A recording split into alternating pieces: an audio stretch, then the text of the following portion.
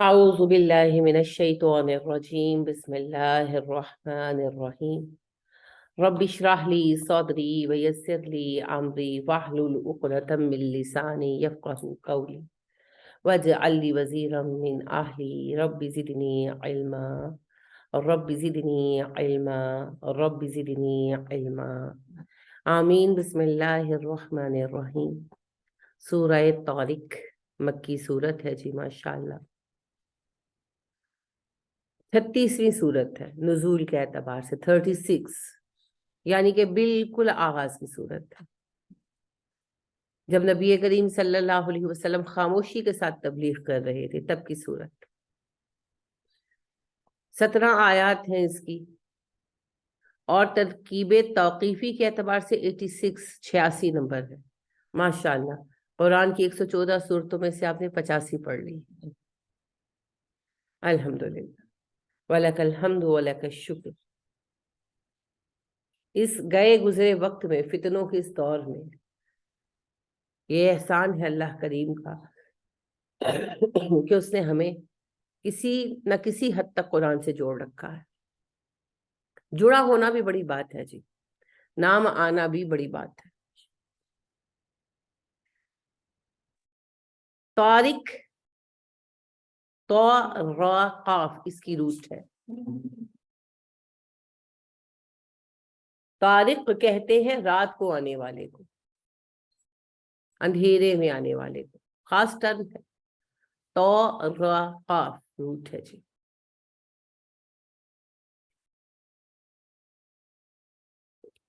یہ ادھر سے لائٹ جلا دیں، ان کو روشنی چاہیے ہوگی جی۔ والسماء والطارق، قسم ہے آسمان کی اور رات کو آنے والے کی۔ ادھر سے لائبریری کی بھی جلائیں نا، وہ ہینگ ہو رہی ہوں گی، وہ کھینچیں گی تو جل جائیں گی۔ والسماء والطارق، قسم ہے آسمان کی اور رات کو آنے والے کی۔ رات کو کیا آتا ہے جی؟ ستارے۔ تو اس کے پیچھے ایک روایت موجود ہے کہ ابو طالب جو ہے، انہوں نے کویسچن کیا نبی کریم صلی اللہ علیہ وسلم سے، ان سے باتوں باتوں میں لوگوں نے کویسچن کیا کہ یہ جو چمکتے ہوئے ستارے نظر آتے ہیں یہ کیا ہیں، شہاب ثاقب جن کو ہم کہتے ہیں۔ تو اس کے جواب میں کہا جاتا ہے کہ یہ صورت ہے۔ بہرحال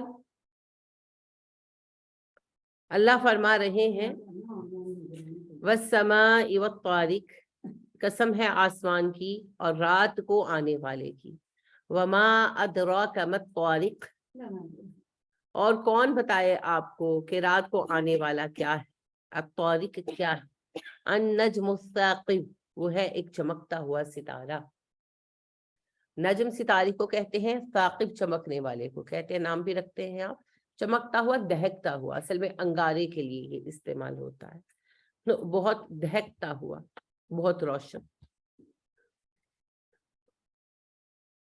قسم اٹھائی جا رہی ہے ایک حقیقت کے بیان کے لیے جو آگے ابھی بیان ہوگی، اور قسم اٹھائی ہے اللہ سبحانہ و تعالیٰ نے آسمان کی اور رات کو آنے والوں کی، یعنی ستاروں کی، کہ رات جب چھا جاتی ہے اور رات کے اس اندھیرے میں آپ چمکتے ہوئے ستارے دیکھتے ہیں، یہ میری نشانیاں ہیں، میں اپنی ان نشانیوں کی قسم کھاتا ہوں۔ عظیم قدرت ہے نا یہ اللہ کی۔ آپ دیکھیے یہ ستارے بہت بڑے ہیں، بہت بڑے ہیں، ہمارے پورے نظام شمسی سے بھی بڑے بڑے ستارے موجود ہیں، ہمارے سورج سے 200 اور 2000 گنا تک بڑے ستارے موجود ہیں، اس سے بھی بڑے ہوں گے، ابھی تو ہم یونیورس کو ایکسپلور کر رہے ہیں۔ یہ ستارے اتنے بڑے ہیں کہ ان کی روشنی زمین تک پہنچنے کا جو فاصلہ ہے نا، وہ 2 نوری سال ہے، لائٹ ایئر کے برابر ہے۔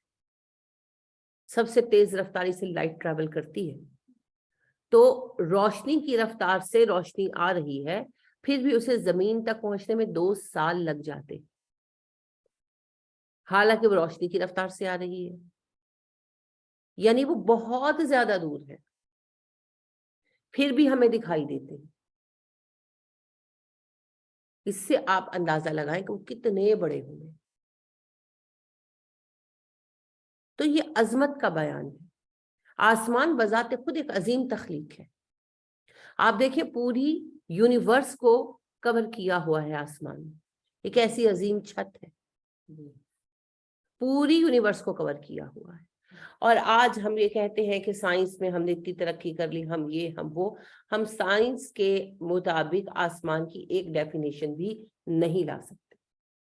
यानी साइंस अभी तक आसमान को डिफाइन भी नहीं कर सकती, क्योंकि आसमान तक पहुंच ही नहीं पाए ना।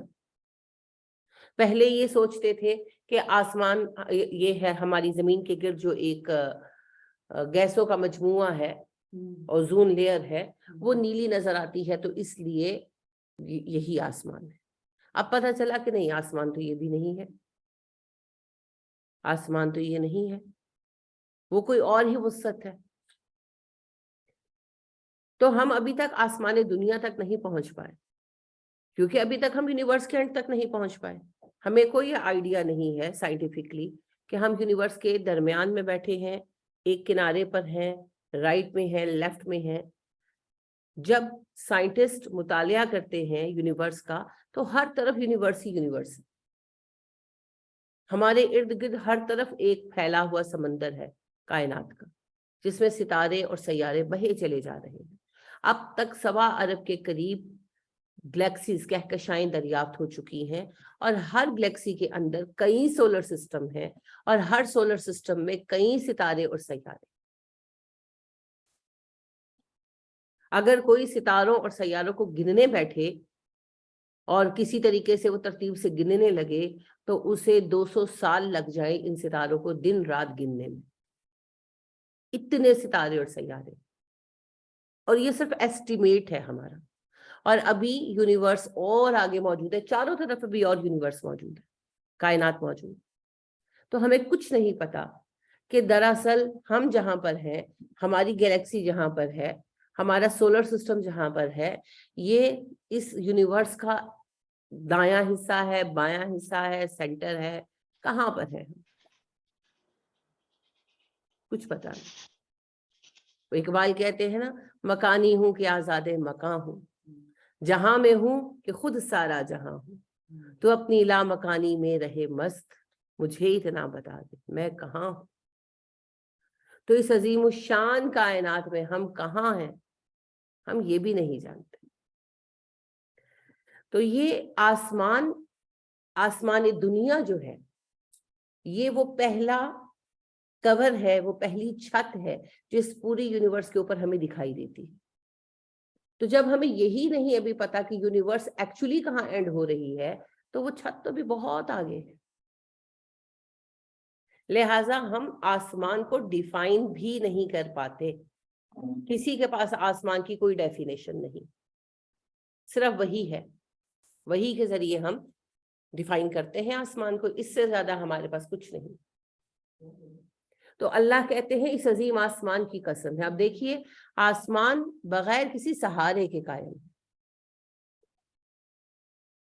हालांकि दुनिया में कोई छोटी से छोटी तामीर सहारे के बगैर कायम नहीं हो सकती। अभी आपके कई फ्लाईओवर बने हैं, तो आप देखें कि कितने मेगा पिलर्स बनाए गए हैं, उनके कितने बड़े बड़े बनाने पड़े हैं। और आपने नोटिस किया, नीचे से छोटे ऊपर से चौड़े। श्रीलंका में बहुत बुरा हादसा हुआ था 90s में, वहां पर फ्लाईओवर बना और वो फिर सडनली क्लैप्स कर गया, गिर गया, और उसके गिरने से बहुत लोग जख्मी हुए और मरे। तो फिर पूरी रिसर्च टीम बैठी कि ये क्यों हुआ, कैसे हुआ, क्या मसला था। तो उसमें फिर ये देखा गया कि लोड ज्यादा होने की वजह से पिलर जो है बोझ नहीं सहार सके। तो उस वक्त फिर ये डिसाइड किया गया कि फ्लाईओवर्स के इंटरनेशनल लेवल पर जो पुल बनेंगे, उनके पिलर ऊपर से चौड़े होंगे ताकि वो वजन ले सके, लोड शेयरिंग हो सके। तो आपने देखा होगा कि नीचे से चौड़े हैं, फिर बीच में से छोटे हैं, फिर ऊपर से ज्यादा चौड़े हैं। तो इसी डिजाइन पर अब दुनिया में पुल बनाए जाते हैं। تو آپ دیکھیے ویسے تو ہم کہتے ہیں میگا اسٹرکچر ہے، ہوتے بھی ہیں، لیکن ہماری ارتھ کے کتنے چھوٹے حصے پر ہے نام نہاد میگا اسٹرکچر جو ہے، یہ فلائی اوورز جو ہے، ہماری ارتھ کا جو لینڈ ماس ہے اس کے کتنے چھوٹے حصے پر ہے. اور آپ دیکھیں کہ کروڑوں نہیں اربوں گیلیکسیز ہے یونیورس کے اندر. ان اربوں گیلیکسیز میں سے ہماری گیلیکسی بڑی چھوٹی گیلیکسی ہے، بہت چھوٹی گیلیکسی ہے. ابھی تک ہماری گیلیکسی سے چھوٹی گیلیکسی نظر نہیں آئی، بڑی نظر آئی. تو as a matter of fact ہماری گیلیکسی سب سے چھوٹی کہکشاں، سب سے چھوٹی کہکشاں ہے. اس کہکشاں کے اندر ہم سے بہت بڑے بڑے سولر سسٹم ہیں. ہمارا سولر سسٹم چھوٹا سولر سسٹم ہے. تو اس اربوں گیلیکسیز کی دنیا کے اندر چھوٹی سی گیلیکسی کے، چھوٹے سے سولر سسٹم کے، ایک چھوٹے سے سیارے کے ایک چھوٹے سے حصے پر جب ہم ایک سٹرکچر بناتے ہیں اور خوش ہو کر کہتے ہیں یہ میگا سٹرکچر ہے، تو ہمیں اس کے کتنے پلر ڈالنے پڑتے ہیں، کتنا لوہا، کتنی بیم ڈالنی پڑتی ہے، تب جا کر وہ وزن سہارتا ہے چند گاڑیوں کا، چند 100 گاڑیوں کا، چند 1000 گاڑیوں کا. اور یہ جو آسمان ہے، یہ اس حقیقی میگا سٹرکچر جو یونیورس ہے، انومرس ہے یہ یونیورس، عظیم، اس عظیم یونیورس پر یہ آسمان چھایا ہوا ہے. اور یہ آسمان ان گنت فرشتوں کا بوجھ سہارے ہوئے ہے، بغیر کسی سہارے کے، بغیر کسی ستون کے. اللہ کہتے ہیں میں نے آسمان بغیر امد ترونہا، دیکھو میں نے بنائے ہیں بغیر کسی سہارے کے، بغیر کسی ستون کے. کوئی اگزامپل نہیں ہے اس کی بھائی، کوئی اگزامپل ہے ہی نہیں. اور نبی کریم صلی اللہ علیہ وسلم فرماتے ہیں جب معراج پر لے جایا گیا تو میں نے دیکھا کہ ہر آسمان فرشتوں سے اتنا بھرا ہوا ہے کہ چڑچڑا رہا ہے. آپ نے کبھی پرانی چھتیں دیکھی جن میں گارڈر ڈالے جاتے تھے لکڑی کے، بالے بھی کہتے تھے انہیں، بلی بھی کہتے تھے. تو اس زمانے میں جب چھت پر چڑھتے تھے تو لکڑیاں چرچراتی تھی، زیادہ لوگ چڑھتے تھے تو چڑ چڑ کی ساؤنڈ آتی تھی. تو آپ صلی اللہ علیہ وسلم فرماتے ہیں میں جب معراج پر لے جایا گیا تو میں نے دیکھا کہ آسمانوں پر اتنے فرشتے ہیں کہ آسمان ان کے وزن سے چرچرا رہے ہیں.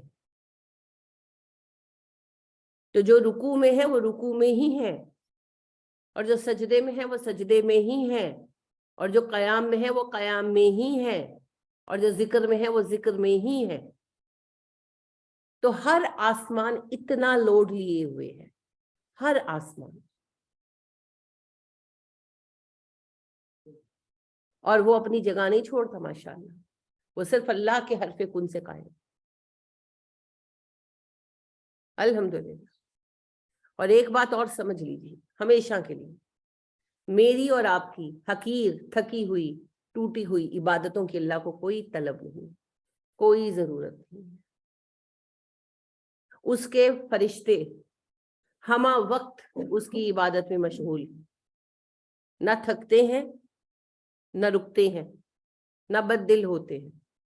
اور جیسا کہ نبی کریم صلی اللہ علیہ وسلم نے فرمایا جو رکوع میں ہے وہ رکوع ہی میں ہے، جو سجدے میں ہے وہ سجدے میں ہی ہے، جو قیام میں ہے وہ قیام میں ہی ہے، جو قعدے میں ہے وہ قعدے میں ہی ہے. قیامت تک انہی الفاظ میں اللہ کی تسبیح و تحمید کرتے ہی رہیں گے. تو ہماری عبادتوں کی اس کو کوئی طلب، کوئی ضرورت، کوئی حاجت نہیں. یہ اس کا احسان ہے کہ اس نے ہمیں اپنی بارگاہ میں ہر وقت حاضر ہونے کا کھلا لائسنس دیا.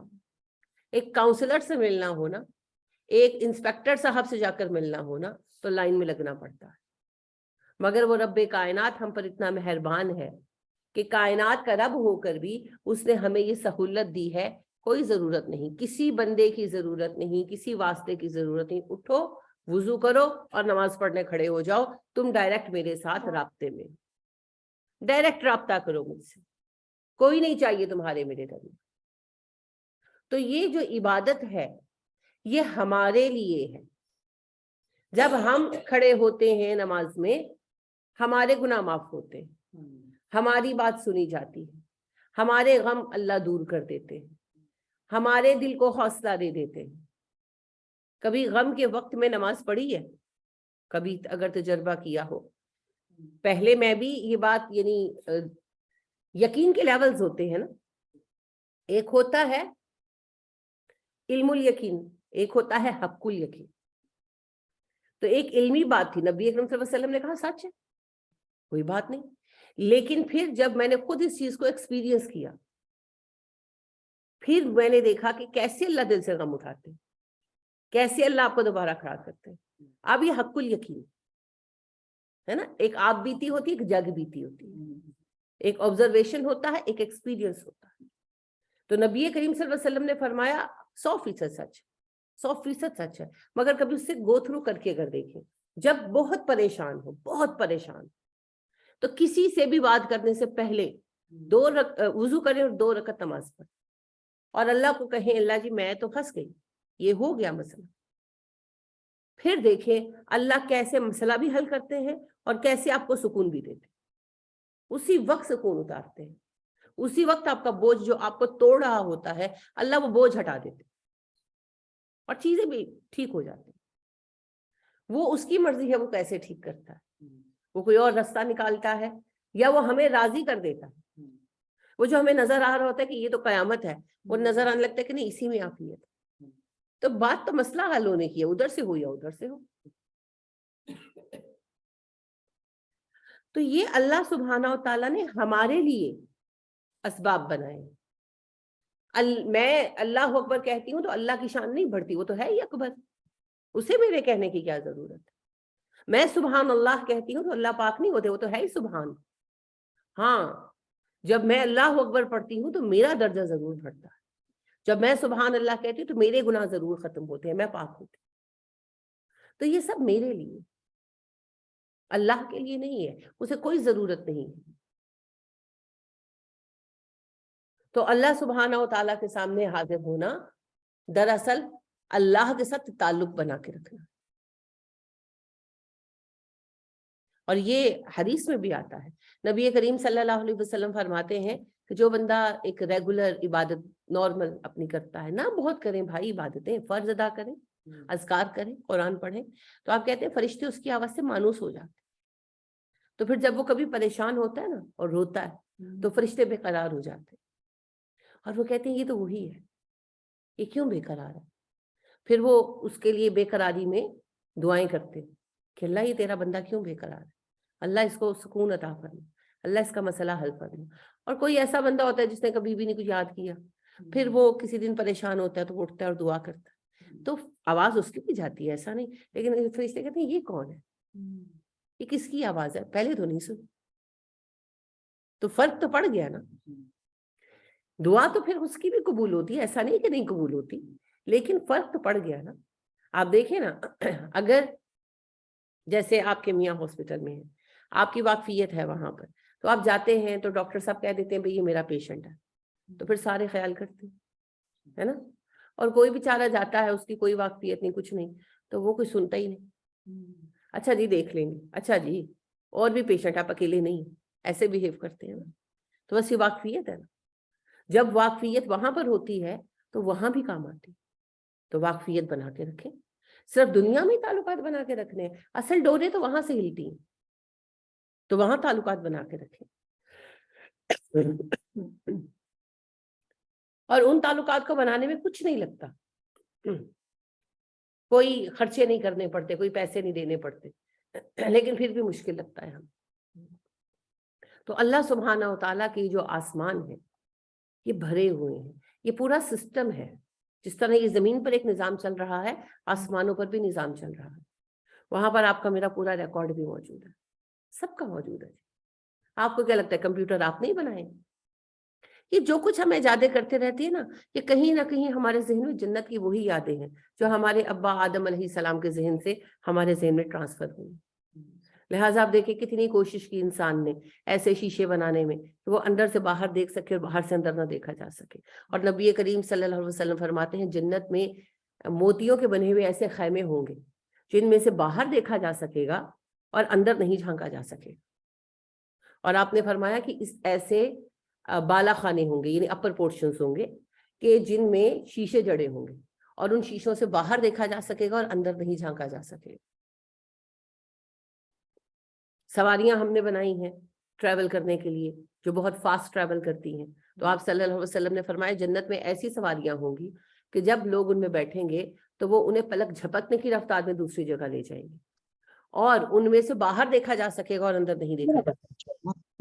یہ یہاں پہ میوٹ ہو جاتا ہے، میں نے آپ سے کہا نا کہیں نہ کہیں جو ہے نا یہ ہماری زندگی کی یادیں ہیں جنہیں ہم دنیا میں حاصل کرنے کی اپنی کوششیں کرتے رہتے ہیں۔ بہرحال آسمان جو ہے یہ بھرا ہوا ہے فرشتوں کے ساتھ، فرشتوں کی ڈیوٹیاں بھی ہیں، عبادت گزار فرشتے تو ہیں ہی نا، تو ڈیوٹیاں دینے والے فرشتے بھی تو ہیں۔ اچھا جن کو عبادت کے لیے پیدا کیا وہ عبادت ہی کر رہے ہیں، ان کی کوئی ڈیوٹی نہیں ہے، وہ عبادتوں میں ہی مصروف ہے۔ جن کی ڈیوٹیاں ہیں وہ علیحدہ ہیں، نگران فرشتے ہیں، سورہ بروج پڑھی ہے کل، تو نگران فرشتے ہیں حفاظتی، وہ اپنا کام کر رہے ہیں، فوجی ہیں، وہ لگے ہوئے ہیں۔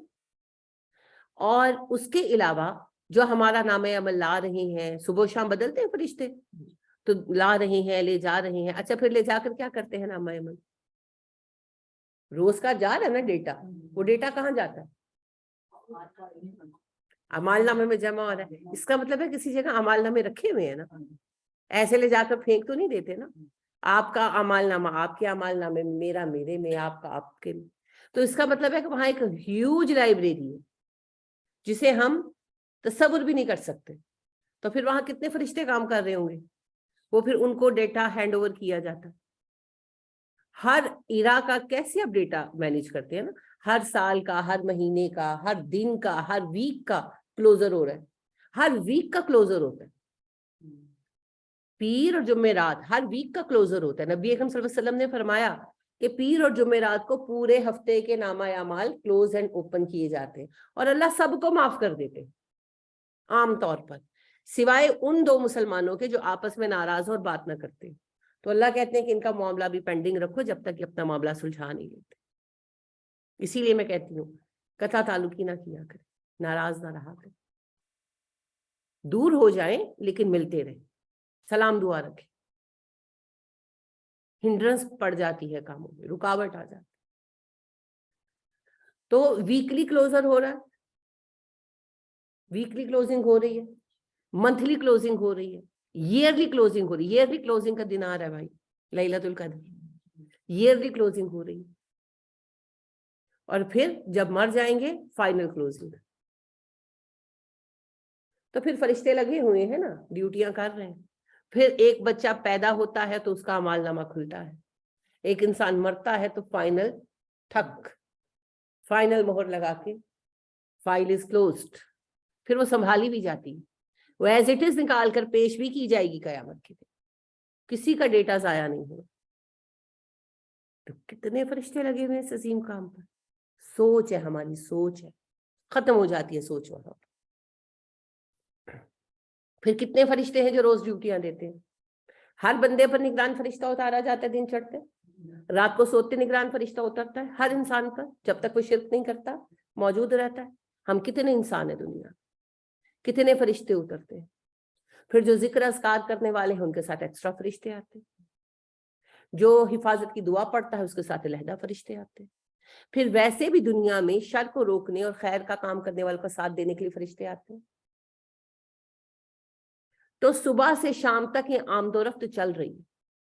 یہ جو آپ نے پڑھا نا، فَفُتِحَتِ السَّمَاءُ فَكَانَتْ أَبْوَابًا، قیامت کے دن جب آسمان کھلے گا تم دیکھو گے دروازے ہی دروازے ہیں، یہ دروازے کھلتے ہیں، فرشتے اترتے ہیں، فرشتے چڑھتے ہیں، اترتے ہیں، چڑھتے ہیں، یہ ہر وقت ہو رہا ہے۔ اور پھر فرشتوں کے لیولز ہیں، اب وہ فرشتے آ رہے ہیں، جا رہے ہیں، یہ سب فرشتے کہاں رہتے ہیں؟ ریزیڈنس کہاں ہیں ان کی؟ جیسے ہمارے لیے زمین ریزیڈنس ہے، ان کے لیے آسمان ریزیڈنس ہے۔ تو ساتوں آسمانوں کے الگ الگ فرشتے، ان کے الگ الگ درجے ہیں، ان کے الگ الگ لیولز ہیں، اور وہ اپنے اپنے مقام پر رہتے ہیں، اپنا اپنا کام کرتے ہیں۔ چوتھے آسمان پر کیا ہے؟ اسپیشل ہے نا، چوتھے آسمان پہ کیا ہے؟ کعبہ۔ ایسے مجھے دیکھ رہے ہیں جیسے میں نے پہلے بتایا نہیں۔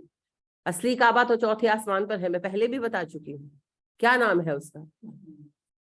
بیت المعمور. یہ تو ریپلیکا ہے اس کا. اسی لیے جب قیامت کے سے پہلے مسلمان ختم ہو جائیں گے تو کعبہ نہیں اٹھایا جائے گا، کعبہ توڑ دیا جائے گا، کیونکہ اصل کعبہ پہلے ہی آسمان پر موجود ہے، چوتھے آسمان پر موجود ہے. اس کا نام بیت المعمور ہے. فرشتے ہر وقت اس کا طواف کرتے ہیں. یہ زمین پر تو اس کا ریپلیکا ہے. اور نبی اکرم صلی اللہ علیہ وسلم نے فرمایا ایگزیکٹلی اسی پوزیشن پر ہے جس پوزیشن پر آسمان میں. اٹھایا جائے گا ریاض الجنہ. نبی کریم صلی اللہ علیہ وسلم کی قبر والا حصہ جو ہے ریاض الجنہ، وہ اٹھایا جائے گا. جب اینڈ آف ٹائم سے پہلے مسلمان ختم ہو جائیں گے تو جو نبی کریم صلی اللہ علیہ وسلم کی قبر مبارک اور پرانی مسجد کا حصہ ہے جہاں آپ جا کر 2 رکعت نفل پڑھتے ہیں، اسے ریاض الجنہ کہتے ہیں. یہ ریاض الجنہ کا مطلب ہے جنت کا باغ. یہ آسمانوں پر اٹھا لیا جائے. مسجد نبوی بھی توڑ دی جائے گی، کعبہ بھی توڑ دیا جائے گا، مسلمان ہی نہیں رہیں گے. اس کے بعد پھر اینڈ آف ٹائم ہے، قیامت. تو چوتھے آسمان پر کعبہ ہے، بیت المعمور. اور آخری جو بلند ترین مقام ہے وہ 7ویں آسمان پر لاسٹ پوائنٹ جو ہے وہ ہے جی سدرۃ المنتہا. وہاں جبرائیل علیہ السلام جو چیف آف دا اینجلز ہیں، سارے فرشتوں کے سردار ہیں، انچارج ہیں، وہ قیام کرتے ہیں. وہ ان کی رہائش گاہ ہے جس کے لیے نبی کریم صلی اللہ علیہ وسلم نے فرمایا وہ درخت بہت بڑا ہے، اس کے پھل مٹکے برابر ہیں. یعنی بیری کا درخت ہے نا، تو اس کا بیر جو ہے وہ مٹکے کے برابر ہے، اور پتے جو ہیں وہ ہاتھی کے کانوں کے سائز کے. That huge. تو عظیم الخلقت درخت ہے. اس کے سائے میں جبرائیل فارغ اوقات میں آرام فرماتے. اس کے آگے اللہ سبحانہ و تعالیٰ کا تخت ہے جہاں تک کوئی نہیں گیا، نبی صلی اللہ علیہ وسلم بھی نہیں گئے. آپ سدرۃ المنتہا پر رکے، اللہ نے وہاں آپ سے کلام فرمایا. تو یہ اتنا بڑا ذمہ ہے، آسمانوں کے اوپر اتنا بوجھ ہے، اور آسمان بالکل نہیں ہلتے، بالکل ساکن اور پرسکون اور قائم ہے. سورہ ملک میں بھی اللہ کہتے ہیں نا آسمانوں پر نظر ڈالو اور دیکھو کوئی شگاف نظر آتا ہے. تمہاری نظر تھک کر ہار کر لوٹ آئے گی، تمہیں آسمان میں ایک شگاف نظر نہیں. تو اتنی عظیم تخلیق ہے، اور اس تخلیق کی کوئی مثال نہیں مل سکتی، بھونڈی سی مثال بھی نہیں مل سکتی. جیسے ہم دنیا میں چیزیں بناتے ہیں نا، فار ایگزامپل ہم نے ایسا شیشہ محنت کر کر کے اللہ ہی کے دیے ہوئے علم سے انسان نے بنا لیا کسی حد تک کہ بھئی باہر سے نظر نہیں آتا، اندر سے ہم دیکھ لیتے ہیں. لیکن آسمان کی ہم کوئی نہیں ایگزامپل لا سکتے. ہم کوئی ایسی چھت قائم نہیں کر سکے آج تک جو سہارے کے بغیر پائے. اگر پلر نہیں ڈالیں گے تو اوپر سے رسی ڈالیں گے، کچھ تو کرنا پڑے گا. سہارے کے بغیر ہم چھت قائم کر لیں، ہمارے بس میں نہیں. تو آسمان اللہ کی قدرت کا، اللہ کے بدیع ہونے کا ایک عظیم ثبوت ہے. اسی لیے اللہ قسم کھا رہے ہیں، مجھے آسمان کی قسم ہے کہ دیکھو اس میں میری کاریگری کو دیکھو، میری عظمت کو دیکھو، سمجھو، غور کرو.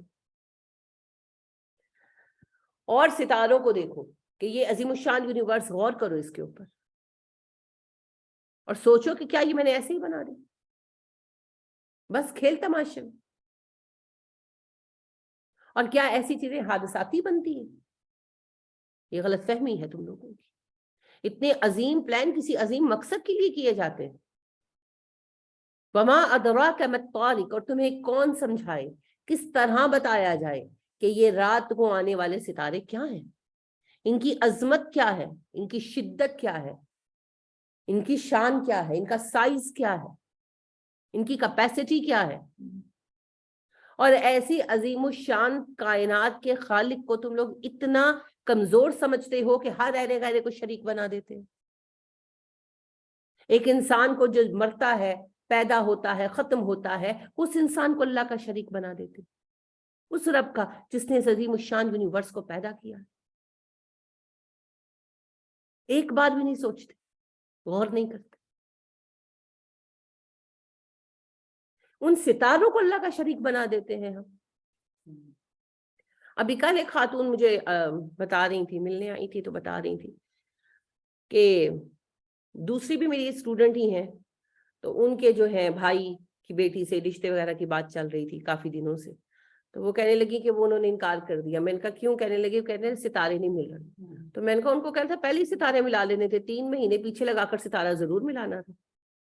انا للہ و انا الیہ راجعون. پھر فائدہ قرآن پڑھنے کا اگر اینڈ پر آپ نے ستارے ہی ملانے ہیں تو. شرک شرک. نبی کریم صلی اللہ علیہ وسلم نے فرمایا جو کسی نجومی کے پاس گیا محض مزہ لینے کے لیے، اس کی 40 شب و روز کی فرض و نفل عبادت قبول نہیں ہوگی. اور جو اس یقین کے ساتھ گیا کہ وہ سچ بتائے گا، اس نے محمد کے لائے ہوئے دین کا انکار کر دیا صلی اللہ علیہ وسلم. اور مجھے تو اتنا خوف آتا ہے، حدیبیہ کی حدیث میں آپ سے کئی بار شیئر کر چکی ہوں کہ 1400 صحابہ تھے آپ کے ساتھ، اور دیکھیے کیسے اولو العزم ساتھی تھے آپ کے. سب کو یقین تھا، سورہ فتح میں آپ نے خود یہ تذکرہ پڑھا ہے کہ سب کو یقین تھا کہ قریش کے ہاتھوں سے یہ سب مارے جانے والے، لیکن اللہ پاک نے ان کو کامیابی دی. تو ایسے جانثار ساتھی تھے آپ کے، ایک سے بڑھ کر ایک نام. مگر جس رات بارش ہوئی حدیبیہ میں تو صبح نبی کریم صلی اللہ علیہ وسلم نے کیا فرمایا کہ لوگوں جانتے ہو تمہارے رب نے کیا کہا ہے؟ صحابہ نے کہا آپ ہی بہتر جانتے ہیں، ہم تو نہیں جانتے. تو آپ نے کہا تمہارے رب نے کہا رات میرے کچھ بندے مومن رہے، کچھ کافر ہو گئے. جنہوں نے کہا بارش اللہ کے فضل سے ہوئی وہ مومن رہے، اور جنہوں نے کہا ستارے کے اثر سے ہوئی وہ کافر ہو گئے. تو وہ تو صحابہ تھے، انہوں نے تو استغفار کر لی فوراً، معاملہ ختم. لیکن ہمارے لیے وارننگ ہے کہ ایسے ایمان کے بعد بھی یہ باتیں کافر کرتے تھے. تو ہمارا تو ویسے ہی ایمان ڈاما ڈول سا ٹلم ٹلا، تو اس کے اوپر پھر ایسی بے وقوفانہ بات. ستارہ کیا کرے گا؟ ستارے نے کیا کرنا؟ ستارہ کیسے میری تقدیر کا ڈیسیژن لے سکتا؟ میری تقدیر آدھی میرے رب نے لکھی ہے، آدھی میرے ہاتھ میں ہے نا. یعنی کہ اللہ نے لکھ دی ہے رزق کی مقدار، وہ اس کی تحریر ہے. کمانا کیسے ہے وہ میرا کام ہے. عمر کتنی ہے اس نے لکھ دی ہے، گزارنی کیسے ہے میرا کام ہے.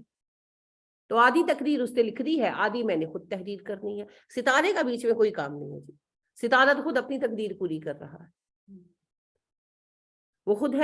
وہ خود فراخی افلاق میں ہے خار و زبوں. دوسرا مصرع ہے، پہلا ہے جی ستارہ کیا تیری تقدیر کی خبر دے گا، وہ خود فراخی افلاق میں ہے خار و زبوں. کہ وہ خود دھکے کھا رہا ہے اتنی عظیم کائنات کے اندر. سورج بیچارہ ہر وقت گھوم رہا ہے. وہ کہتے ہیں نا آپ کا شنی بھاری ہے، انڈین جو ہوروسکوپ ہوتے ہیں نا تو سورج کو شنی کہتے ہیں نا، تو آپ کا شنی بھاری ہے کہ سورج کا اثر ہے اور یہ بہت برا ہے آپ کے لیے. اس بیچارے نے کیا اثر ڈالنے، وہ تو کہیں ٹک ہی نہیں سکتا. اثر کیا ڈالے گا، وہ تو گھوم رہا ہے، لگا ہوا اپنے کام میں. وہ صرف دن رات بناتا ہے ہمارے لیے، اس کا اور کوئی کام نہیں. تقدیر یا وہ تقدیر ساز لکھتا ہے اور یا ہم، کوئی ہمارے عمل کا ذمہ دار نہیں. تو یہ جو ستارے ہیں یہ صرف اللہ کی نشانی ہے اور اس کائنات کا حصہ. اس ستارے کو بھی اٹھا کر اللہ کا شریک بنا دیتے. انا للہ و انا الیہ راجعون. ہمارا حال تو یہ ہے کہ ہم تو جانوروں کو بنا دیتے. ایک مجھ سے ملنے آئی خاتون، انا للہ و انا الیہ راجعون، وہ مجھے کہنے لگی ان دنوں ہمارے گھر میں نا ایک چوہا آیا ہوا تھا کہیں سے. ساتھ والا گھر نہیں بنا تھا، پلاٹ خالی تھا، تو اکثر چوہے آ جاتے تھے. تو میں اپنی کام والی بہن سے جو ہے نجمہ، میں کہا نجمہ ذرا کڑکی تو لگا دو، مجھے نہیں لگانی آتی. تو وہ بیٹھی ہوئی تو کہنے لگی کہ نہیں کچھ نہ کریں آپ نا.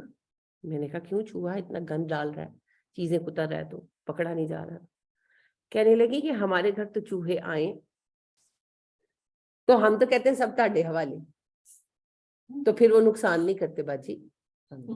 تو اگر ہم ان کو پکڑنے کی کوشش کریں پھر وہ بڑا نقصان کرتے ہیں. میں کہ باجی آپ ایک بتی بنا کے رکھ لیں چوہا کا، چوہا سرکار کا. انا للہ و انا الیہ راجعون. تو میں کہا میں نے ان کو، لیکن آج تک اس بات کا اثر جو میرے جب یاد آتی ہے نا، میرے دل پہ جیسے کسی نے گھونسا مارا ہو. جنوبی بھارت میں لوگ چوہے پوجتے ہیں، لیکن میں یہاں لاہور میں بیٹھ کر ایک مسلمان عورت کے منہ سے سن رہی ہوں کہ ہمارے گھر تو چوہے آتے ہیں تو ہم کہتے ہیں سب تہاڈے حوالے. انا للہ و انا الیہ راجعون. کیا مطلب ہے؟ آپ اللہ سبحانہ و تعالیٰ کو چھوڑ کر کس رذالت میں گر رہے ہیں. اسفل سافلین ہیں ہم؟ نہیں، ہم تو انسان ہیں، اللہ نے ہمیں بہترین بنایا ہے، ہم چوہوں سے ڈریں گے اب؟ اور سچ کہا ہے نبی کریم صلی اللہ علیہ وسلم نے، تم وہ سارے کام کر کے چھوڑو گے جو غیر مسلم امتوں نے کیے ہیں یا وہ کریں گے، جوتوں کی طرح برابر آؤ گے تم، جیسے ایک جوتا دوسرے جوتے پر برابر آتا ہے۔ اور اس کے بعد پھر میں نے، یعنی کہ میں جیسے جعفری پل جاتی ہوں ادھر مسکین پورے، تو پھر میں نے ذرا، یہ لوگ ان ایجوکیٹڈ ہیں، تھوڑے لوور کلاس ہو جاتے ہیں، مالی اعتبار سے کلاس تو کوئی بھی نہیں ہے، میں صرف ایز میٹر آف فیکٹ بات کر رہی ہوں، تو میں نے وہاں پر یہ بات پھر اگین اینڈ اگین سنی ہے۔ یہ جہالت کا لیول ہے کہ چوہے جیسی گندی مخلوق کے حوالے ہم اپنے آپ کو کر دیتے ہیں، اپنے گھر کو کر دیتے ہیں، اس سے زیادہ کیا شرک چاہیے؟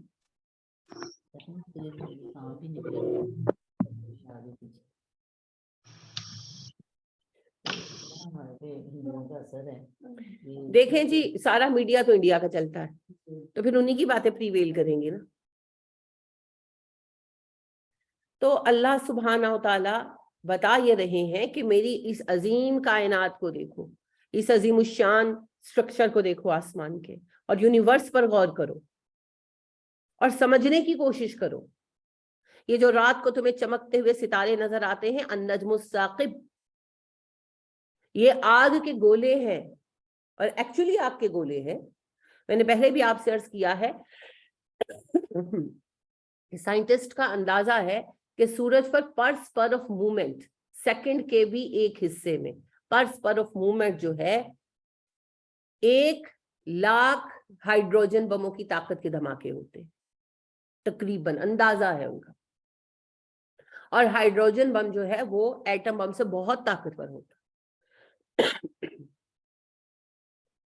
اور ایک ایٹم بم چلا تھا چھوٹا سا منا سا، اس کا نام بھی لٹل بوائے تھا، چھوٹا سا چلا تھا، آج تک اس کا صدمہ نہیں ہم بھول پائے۔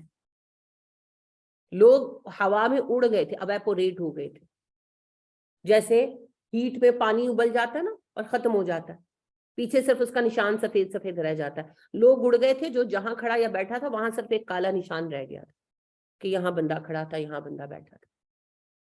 اتنی ہیٹ تھی اس چھوٹے سے بم میں، اور وہ بالکل ابتدائی درجے کا بم تھا۔ تو ہائیڈروجن بم کی تو طاقت کا اندازہ ہم نہیں کر سکتے۔ تو سورج میں اس درجے کی طاقت ہے، تو جو سورج سے بھی کئی ہزار گنا بڑے ستارے ہیں، ان کے اندر کس قدر انرجی ہوگی۔ تو اللہ کہتے ہیں جو ستارے تم دیکھتے ہو جو چمکتے ہیں رات کو، یہ آگ کے بھڑکتے ہوئے گولے ہیں، اسی وجہ سے چمکتے ہیں تمہارے لیے، اسی لیے تم انہیں چمکتا ہوا دیکھتے۔ یہ اپنی روشنی خود پروڈیوس کرتے ہیں۔ ستارے اور سیارے کا فرق سمجھتے ہیں نا، سٹارز اینڈ پلانٹس، یہ سٹارز کی بات ہو رہی ہے۔ جو سٹار ہوتا ہے اس کا اپنا ایندھن ہوتا ہے اندر، اور وہ اپنی روشنی خود پروڈیوس کرتا ہے اور اس روشنی اور ہیٹ کو آگے دیتا ہے۔ تو یہ ستارے ہیں، ان کے اندر اللہ فرما رہے ہیں کہ ایندھن ہے، ان کے اندر آگ ہے، اس ایندھن اور آگ سے یہ اپنی روشنی، اپنی ہیٹ پروڈیوس کرتے ہیں اور دوسروں کو پھر پہنچاتے ہیں۔ سائنس اب بیان کرتی ہے، اللہ نے 1444 سال پہلے ہمارے سامنے یہ سچ رکھا، اس سے پہلے بائبل میں بھی رکھا۔ تو یہ پوری کائنات میں اللہ نے ڈسٹریبیوشن کا ایک سسٹم بنایا ہوا ہے، اور اس رب سے مایوس ہوتے ہیں آپ جس رب نے زمین کو ہمارے لیے قابل رہائش بنانے کے لیے اتنا عظیم انتظام کیا ہے۔ رات میں بھی ایکولی ہمیں مناسب حرارت ملتی ہے، مناسب روشنی ملتی ہے، اور دن میں بھی ملتی ہے۔ نہ گرمی وہ حد سے بڑھنے دیتا ہے، نہ سردی وہ حد سے بڑھنے دیتا ہے۔ اس رب سے مایوس ہیں آپ، انشاءاللہ چیزیں ٹھیک ہو جائیں گی۔ قوموں کی زندگی میں اتار چڑھاؤ آتے ہیں۔ یہ آج آپ کو لگتا ہے کہ امریکہ شاید شروع سے ایسے تھا، نہیں، کوئی ایسے نہیں تھا۔ آپ 200 سال صرف پیچھے جائیں اور آپ دیکھیں کہ امریکہ کن حالات سے گزرا، تقریباً ایسے ہی حالات سے گزرا، ہر قوم گزرتی۔ بھارت کے ساتھ مت پاکستان کو کمپیئر کیا کریں، بھارت کو بنانے میں بہت قوموں کا حصہ رہا۔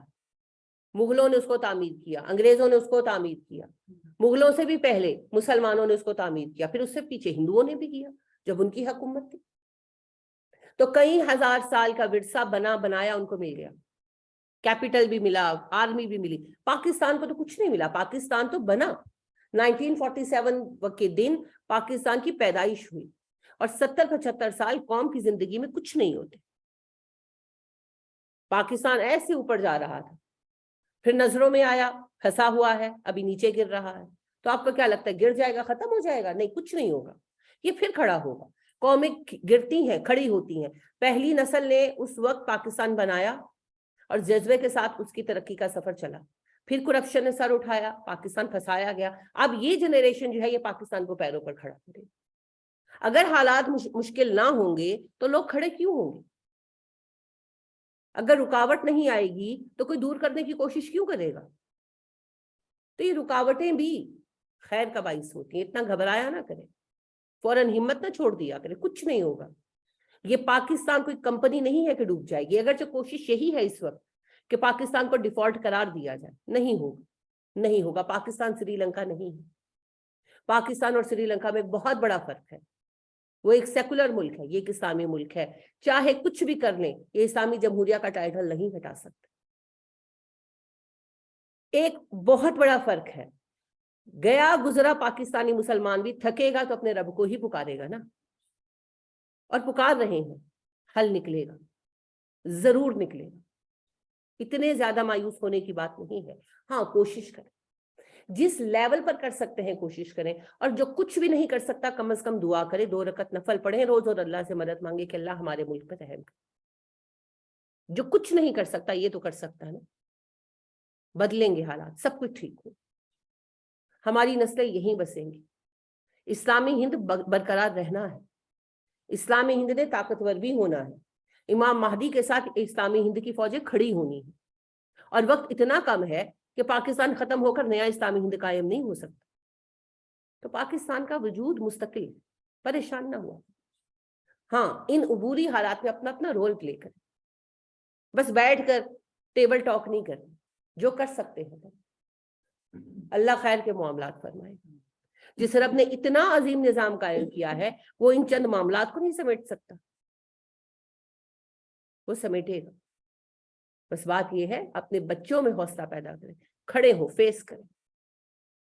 ہر کوئی اپنی اپنی ذمہ داری نبھائے. انشاءاللہ چیزیں ٹھیک ہو جائیں گی. وقت لگتا ہے لیکن چیزیں ٹھیک ہو جائیں گی.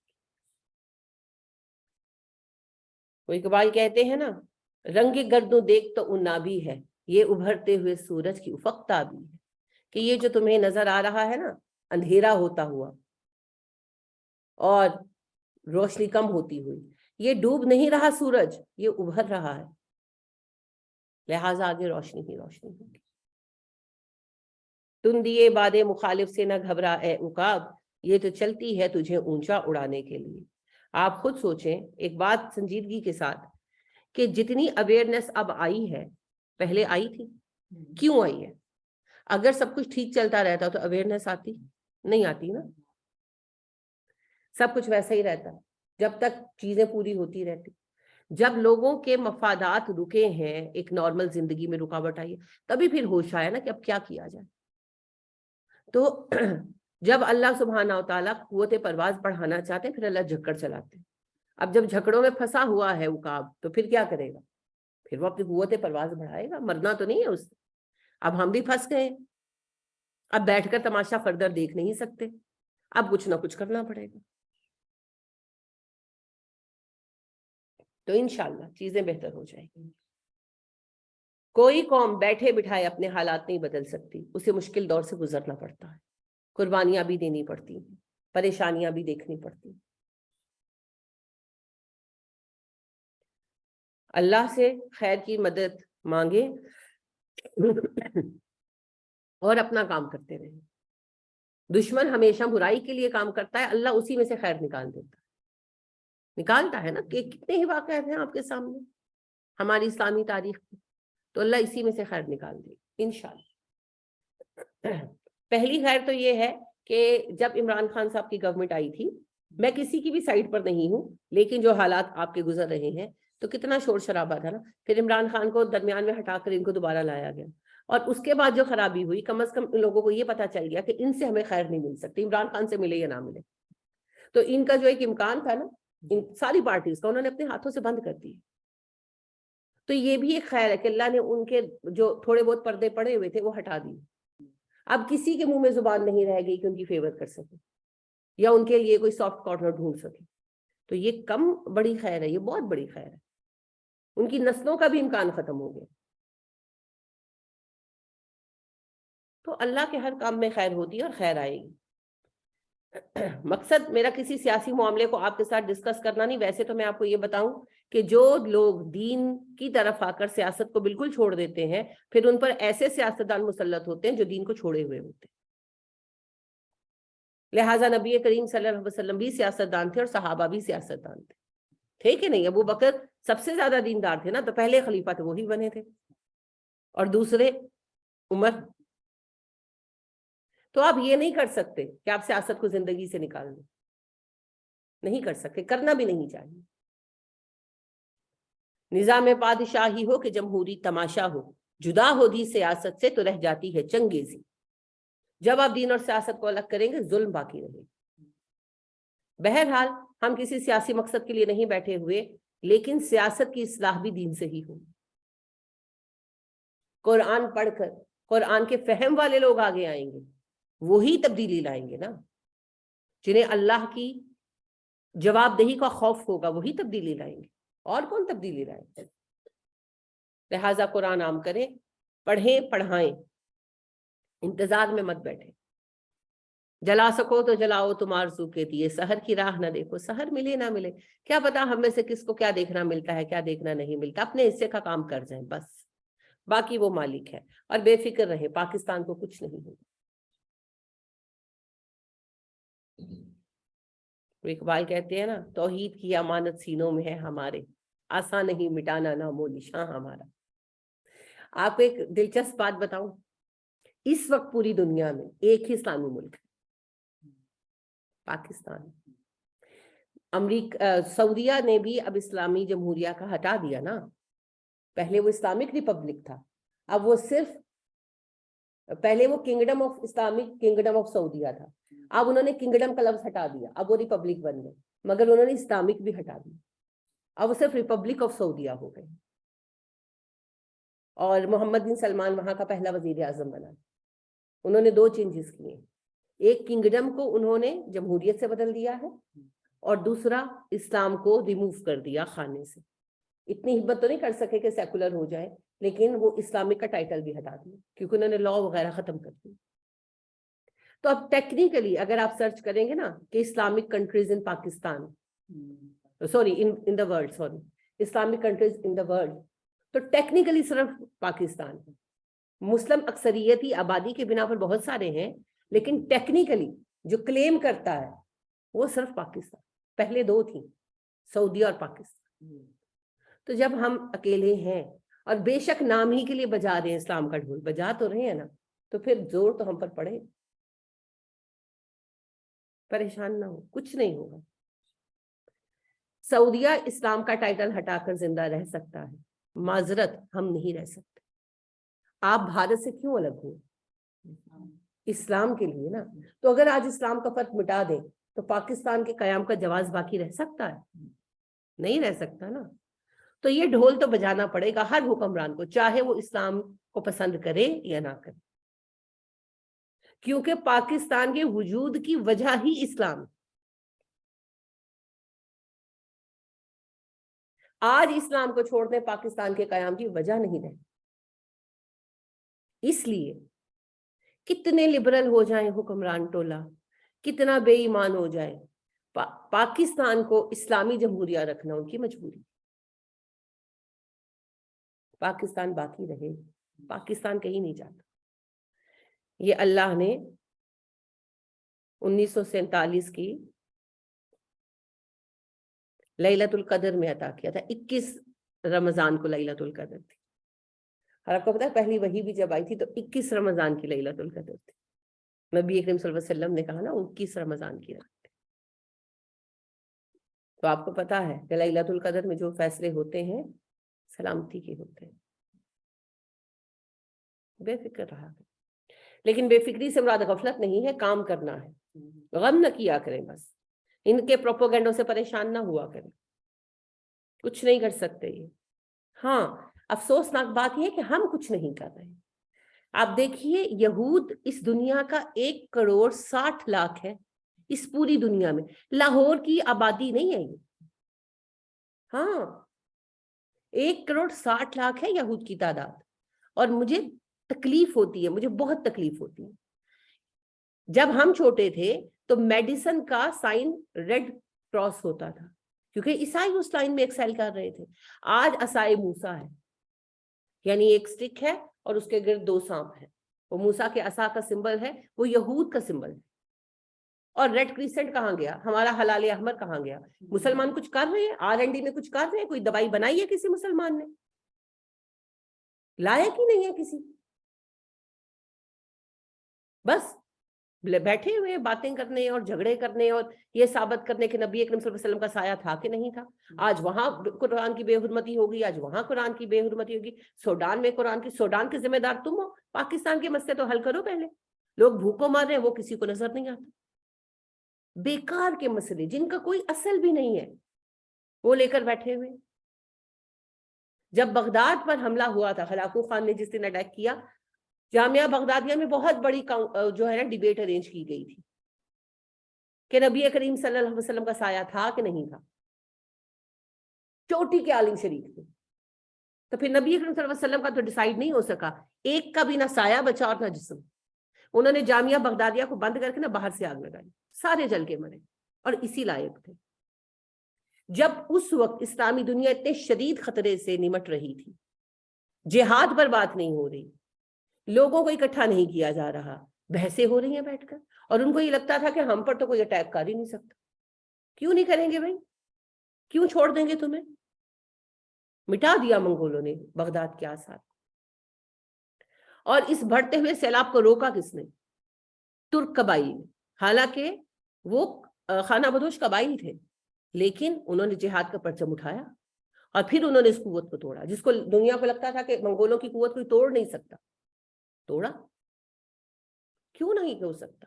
سب کچھ ہو سکتا ہے، لیکن جب کام کیا جائے. تو یہ خواب خرگوش سے نکلے، سنی وہابی شیعہ مسلوں سے نکلے، مومن بنے اور جہاد کریں. اور جہاد ہے اسلام کی راہ میں جد و جہد کرنا. قلم سے کریں، زبان سے کریں، اور اگر اللہ وقت دے، مہلت دے، ٹارگٹ دے تو تلوار سے بھی کریں. وہ جب وقت آئے گا دیکھا جائے گا، ابھی تو ہم اس لائق نہیں. تو زبان سے تو جہاد کریں، قلم سے تو جہاد کریں. اٹھیں اور کام کریں، اٹھیں اور کام کریں، مت بیٹھے رہیں. کسی کو بیٹھنا جائز نہیں ہے اس وقت، کسی کے لیے بیٹھنا جائز نہیں ہے، حرام ہے. کام کا وقت ہے، جاگو اور کام کرو، جہاں بیٹھو کام کرو. غلط کاز ہوتے ہوئے بھی آپ دیکھیں یہود نے کتنا کام کیا ہے. آج وہ پوری دنیا کے لیڈنگ جو ہے نا سیٹس کی پوسٹیں سب کے اوپر چھائے ہوئے. اسی لیے جو فیصلہ ہوتا ہے ان کے حق میں ہوتا ہے، اور ہم صحیح ہو کر آرام سے بیٹھے ہوئے، جس کا نتیجہ یہ ہے کہ بھکمنگے بنے ہوئے. اوپر سے حکمران بھی ایسے بے حیا اور بے وفا اور بے غیرت ہے. کیا جی؟ beggars are not the chooser, you are the beggars, we are not the beggars. عجیب عجیب باتیں کرتے ہیں. ہم کیوں مانگے؟ ہمارے ملک میں کیا نہیں ہے؟ سب کچھ ہے. بس اللہ ہمیں ایک ایسے سارے حکمرانوں سے نجات دے. ہمیں ایک اچھے حکمران کی ضرورت ہے. لیکن یہ اچھا حکمران کب ملے گا؟ دیکھیں جب بنی اسرائیل شدید مصیبت میں تھے، انہوں نے اپنے نبی سے کہا ہمارے لیے حکمران مقرر کریں. تو پھر جہاد کی شرط پڑی نا کہ جب اللہ حکمران مقرر کرے گا تمہیں جہاد کرنا پڑے گا. ایسا نہ ہو تو پھر جہاد سے بھاگ جاؤ. تو پھر طالوت ان پر مقرر کیے گئے، پھر جہاد سے بھاگ گئے سارے. تو جب اچھا حکمران آئے گا اور وہ کھڑا ہوگا اور وہ دین کے مطابق سٹیپ لے گا تو آپ کو بھی جہاد کرنے پڑیں گے. آپ کو کیا لگتا ہے آج ایک حکمران آ جائے اور وہ دین قائم کرنا شروع کر دے تو وہ ٹھنڈے دل سے بیٹھ کے دیکھتے رہیں گے؟ سوال ہی پیدا نہیں ہوتا. وہی معاملہ ہوگا جو مدینے کے مسلمانوں کا ہوا تھا. پھر جنگیں بھی لڑنی پڑیں گی، پھر مصیبتیں بھی دیکھنی پڑیں گی.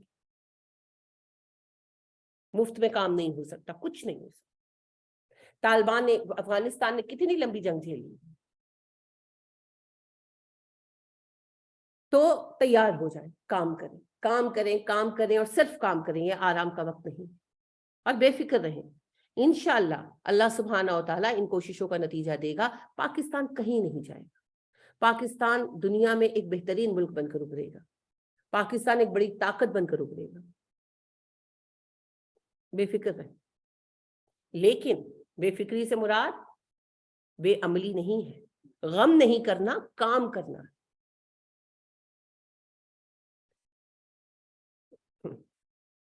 تو یہ جو عظیم الشان کائنات ہمارے رب نے ہمارے لیے بنائی ہے، پوری عظیم الشان یونیورس بنائی ہے اس ارتھ کو ایک مناسب ماحول فراہم کرنے کے لیے، تو اس رب نے کیا باقی سب پلان نہیں کر رکھا؟ اس نے سب پلان کر رکھا ہے۔ تو اللہ سبحانہ و تعالیٰ اس عظیم الشان یونیورس کو پیش کرتے ہیں بطور دلیل دعویٰ، اپنے دعوے کے طور پر لاتے ہیں۔ دلیل تو بھی آگے آئے گی نا، بحث کیا ہے۔ اب یہاں اللہ سبحانہ و تعالیٰ اسے اپنا ثبوت دعویٰ بنا رہے ہیں کہ یہ کائنات دیکھو۔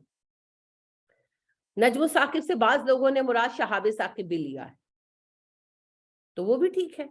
ایک حدیث اصل میں آتی ہے کہ نبی کریم صلی اللہ علیہ وسلم سے ابو طالب نے یہ سوال کیا کہ بھتیجے، یہ جو آسمان پر ستارے یہ چمکتی لکیر سی نظر آتی ہے، آقا گولا سا نظر آتا ہے اور پھر وہ بجھ جاتا ہے، یہ کیا ہے؟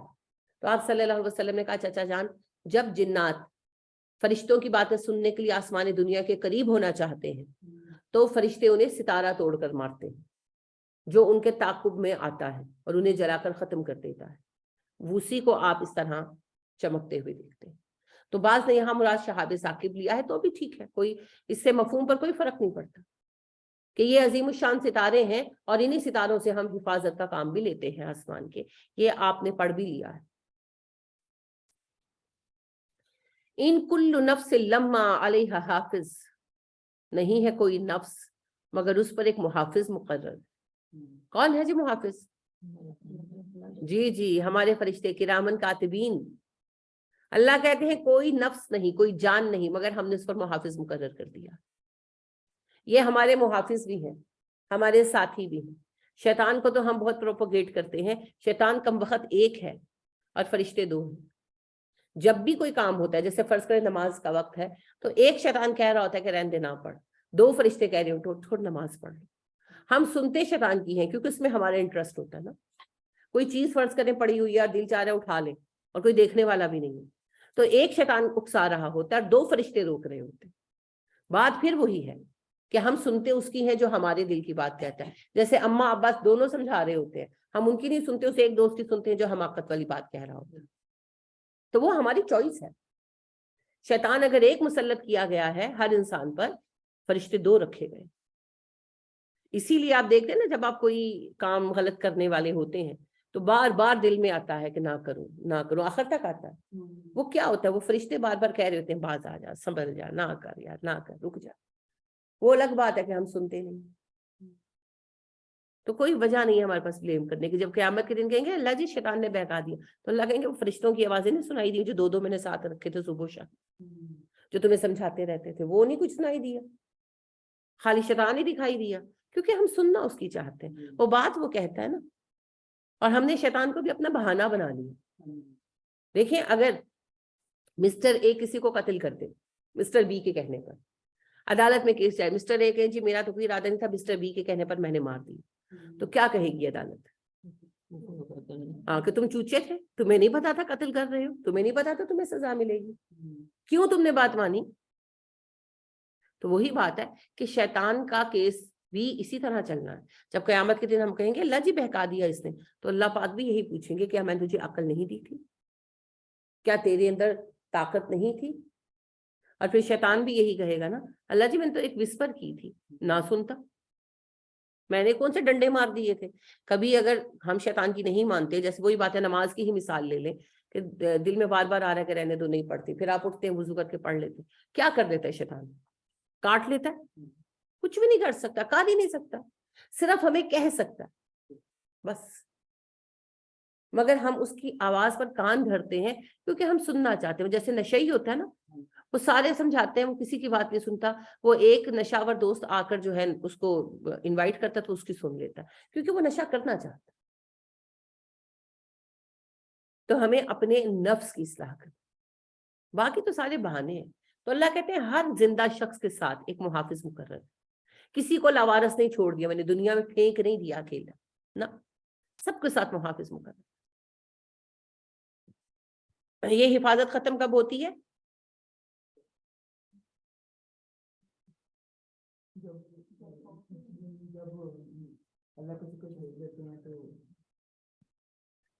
یہ حفاظت ختم ہوتی ہے جب ہم شرک کرتے ہیں.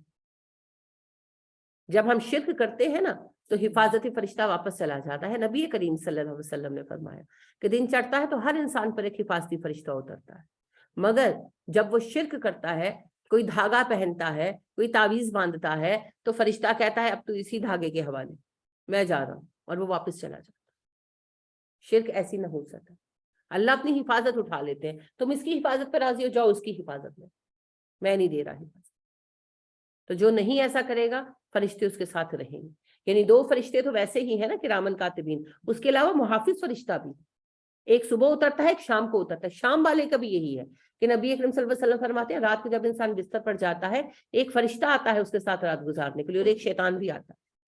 شیطان کہتا ہے میں رہوں گا رات، فرشتہ کہتا ہے میں رہوں گا رات، شیطان کہتا ہے میں رہوں گا. بحث چلتی ہے یہاں تک کہ اگر وہ آدمی اللہ کے ذکر پر اہتمام کرتا ہے تو فرشتہ شیطان کو بھگا دیتا ہے، کہتا ہے دفع ہو جا، میں رہوں گا رات. اور اگر وہ اللہ کا ذکر کیے بغیر سوتا ہے تو پھر فرشتہ شیطان سے کہتا ہے تو رہ، میں جا رہا. تو چوائس ہماری ہے، اپنے ساتھ فرشتے کو رکھتے ہیں کہ شیطان کو رکھتے ہیں. اگر دن چڑھ کر تعویذ باندھیں گے تو پھر اسی دھاگے کے سہارے رہیں گے، اللہ کی حفاظت چلی جائے گی. کرامن کاتبین تو رکیں گے، انہوں نے حساب کتاب رکھنا. لیکن جو ایڈیشنل گارڈین اینجل آیا ہے وہ چلا جائے. اور رات کو بھی اگر اللہ کے ذکر کے بغیر بے وقوفوں کی طرح سو جائیں گے تو پھر شیطان ہی رکے گا. آپ نے کبھی یہ نوٹس کیا، میرا بڑا اس میں تجربہ ہے اور یقین بھی، کہ ذکر کیے بغیر سو جاؤ نا تو 2 کی نیند بندہ سوتا ہے. فجر بھی گئی اور آپ ذکر کر کے سوئے تو آپ کی رات میں آنکھ کھل جاتی ہے. فجر کیا، تہجد کے لیے. اور این تہجد کے وقت پر آپ ایسے اٹھتے ہیں کہ فریش، آنکھیں دھلی ہوئی ہوتا ہے. یہ کیا ہے؟ یہ ذکر کا اثر ہے. آپ جب ذکر کرتے ہیں فرشتہ آپ کے ساتھ سوتا ہے، وہ آپ کو غافل نہیں کرتا. جب آپ بغیر ذکر کے سوتے ہیں شیطان آپ کو غافل کر دیتا. بس یہ فرق ہے. تو ذکر کر کے سو. دعائیں آپ کو پتہ ہیں، اس کے علاوہ سوتے وقت تک کوئی نہ کوئی ذکر کرتے رہے، کوئی نہ کوئی ذکر کرتے رہے. تو ہر جان کے لیے محافظ ہے. پھر وہیں پر بات آگئی، دیکھیں کتنے ہم انسان ہیں، کتنے محافظ فرشتے ہوں گے. یہ ان گنت فرشتے جو ہیں یہ آسمانوں پر رہتے ہیں. فَيَنْظُرِ الْإِنسَانُ مِمَّا خُلِقَ، پس انسان کو دیکھنا چاہیے کہ وہ کس سے پیدا کیا گیا. یعنی اب اللہ پھر انوائٹ کر رہے ہیں کہ ذرا سوچو، میں نے تمہیں کس چیز سے تخلیق کیا. خُلِقَ مِن مَاءٍ دَافِقٍ، ایک ایسے پانی سے جو پریشر سے اچھل کر نکلتا ہے. ڈسچارج جو ہوتا ہے اس کے متعلق ہے. یخرج من بین الصلب والترائب، یہ نکلتا ہے پیٹھ اور سینے کی ہڈیوں کے درمیان سے. انہ علی رجعہ لقادر، بے شک اس کے لوٹانے پر بھی وہ قادر ہے. یعنی اللہ سبحانہ و تعالیٰ کہہ رہے ہیں کہ آج انسان جو بڑے دعوے کرتا ہے، ہم سب بھی میں نامہ ہے ہم سب کا، میں یہ میں وہ، میں میرا گھر، میری گاڑی اور میری چیز اور میری پسند اور میری ناپسند اور میری بیوی اور میرا بیٹا اور میری بیٹی، ہم تو یہ تو ہم تو وہ. تو پیدائش کیا ہے انسان کی؟ ایک سپرم سے ہے نا، جو انسان کے اختیار میں بھی نہیں ہے. اللہ سبحانہ و تعالیٰ چاہتے ہیں، بہت دفعہ نہیں ماں باپ چاہ رہے ہوتے اور اولاد ہو جاتی. کتنے ہی آپ نے قصے دیکھے ہوں گے کہ جی ہم نے تو 2 ہی بچے کرنے تھے، تو 2 کہ اللہ نے 4 کرا کے چھوڑے، کر لو جو کرنا. اور بعض اوقات ترلے ڈال رہے ہوتے اور اللہ ایک بچہ نہیں دیتا. بہت کیسز آپ نے دیکھے ہوں گے. یہ جو میری دوست نادیہ ہیں ان کے ایون کیس میں یہ کہ کوئی خرابی نہیں ہے، کوئی سپرم کاؤنٹ کم نہیں ہے، کچھ نہیں ہے، بس نہیں ہوتا بچہ. ہر ٹریٹمنٹ انہوں نے کرا چھوڑا، نہیں ہوتی اولاد. اس کی مرضی ہے، وہ مالک ہے، وہ جو چاہے وہ کرے. وہ جس کو چاہتا ہے اولاد دیتا ہے، جس کو چاہتا ہے نہیں دیتا، جس کو چاہتا ہے بیٹے دیتا ہے، جس کو چاہتا ہے بیٹیاں دیتا ہے، جس کے گھر چاہتا ہے ہجڑے پیدا کرتا ہے، وہ مالک ہے. جس کو چاہتا ہے ڈیفارمڈ بچے دیتا ہے. کیا کر سکتا ہے؟ کوئی کچھ نہیں کر سکتا. جو بیٹیوں کو لے کر ہوتے ہیں شکر ادا کریں، اللہ ہجڑا دے دیتا تو کیا کرتے، تب دنیا سے منہ چھپاتے. حالانکہ اس میں منہ چھپانے کی بات کوئی نہیں، یہ بھی جہالت ہے. وہ بھی تو انسان ہے. ان کی نارمل پرورش کریں، نارمل تربیت کریں، پڑھائیں نارملی، انہیں ایک اچھا انسان بنائیں. کہاں پر لکھا ہے کہ جو بچہ جینڈر وائز کمپلیٹ نہیں ہے وہ سڑکوں پر جا کر بھیک مانگے گا؟ کیا آپ کو لگتا ہے اربوں میں ہجڑے نہیں پیدا ہوتے؟ ہر قوم میں ہوتے. ویسے تو یہ ہجڑے کا لفظ ہی بہت گھٹیا لگتا ہے مجھے، مخنث کہتے ہیں.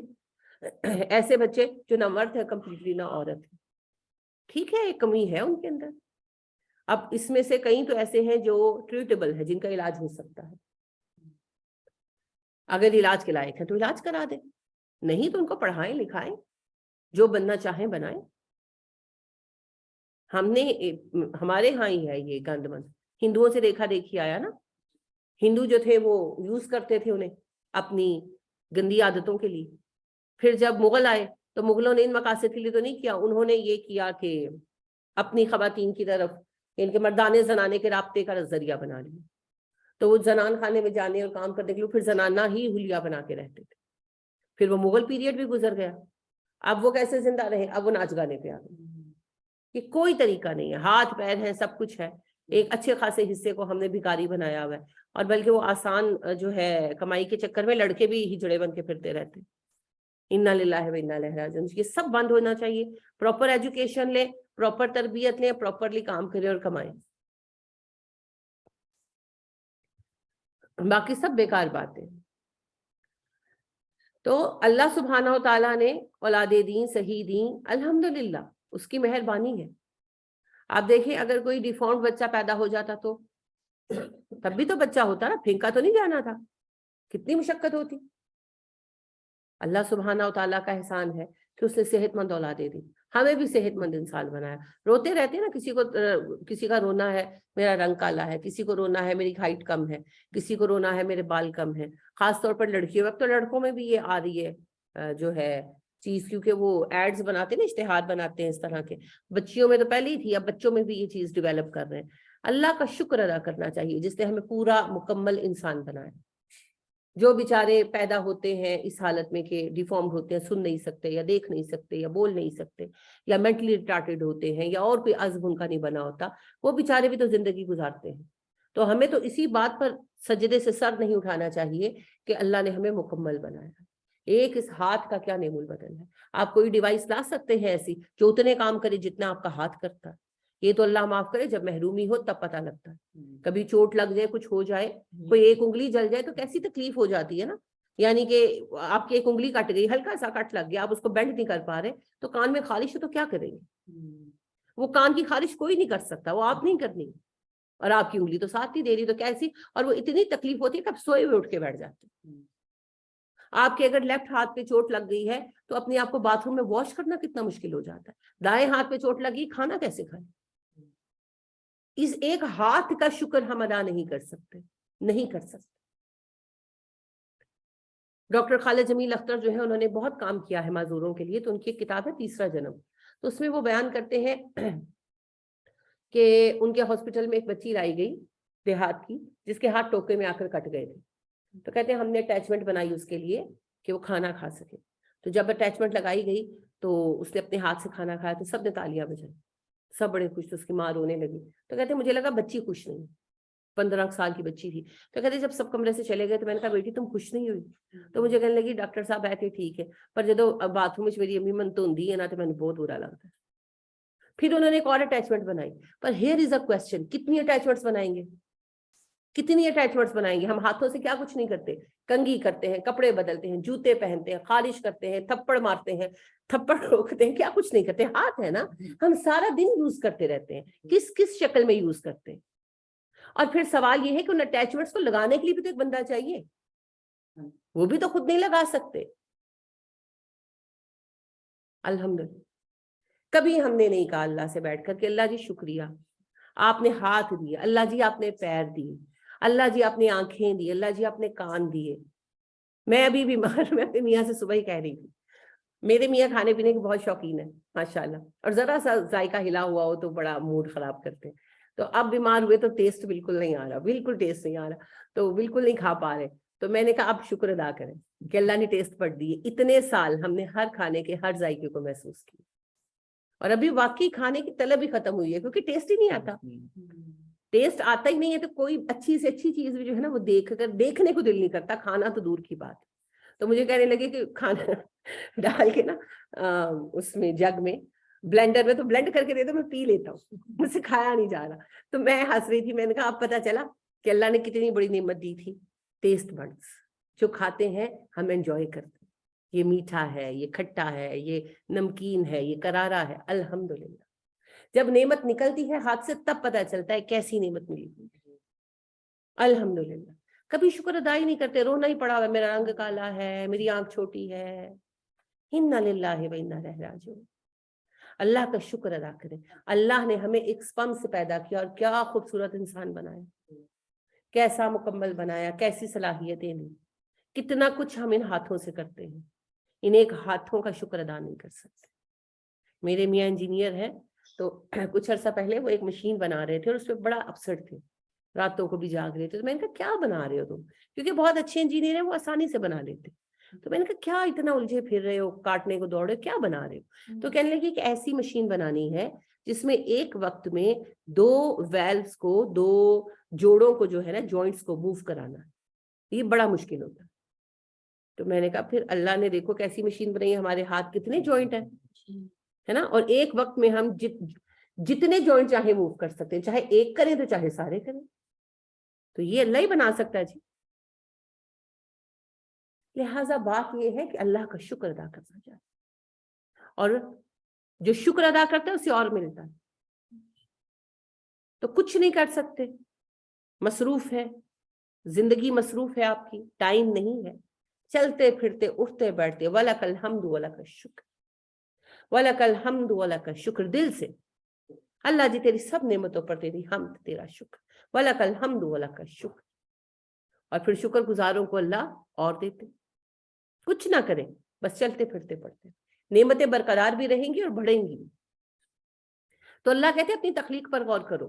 میں نے تمہیں ایک سپرم سے پیدا کیا ہے اور میں اس پر بھی قادر ہوں کہ یہ ڈسچارج نہ ہو، یا یہ ڈسچارج ہو تم اس سے پیدا نہ ہو.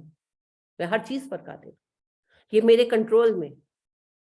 جس انسان کے معاملات کا اس حد تک کنٹرول اللہ کے ہاتھ میں ہو، اس بندے کا اکڑنا کیا بنتا ہے.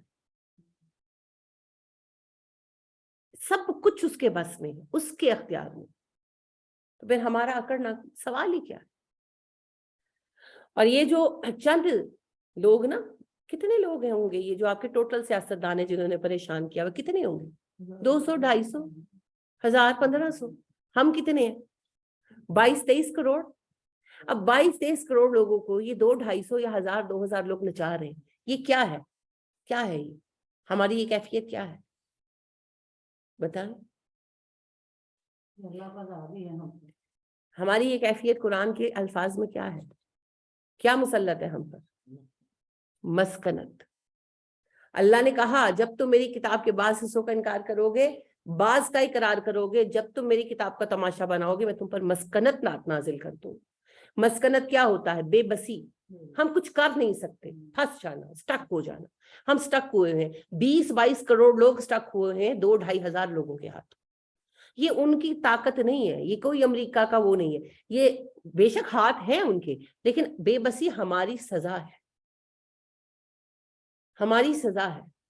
مسکنت طاری ہے ہم پر، ہمیں کوئی رستہ نظر نہیں آ رہا. ہر کوئی کہہ رہا ہے کچھ نہیں ہو سکتا. کی کریے؟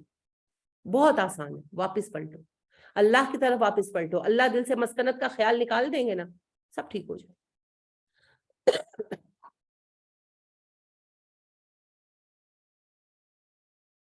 تو ہمارے سارے سسٹم اللہ کے ہاتھ میں ہے جی.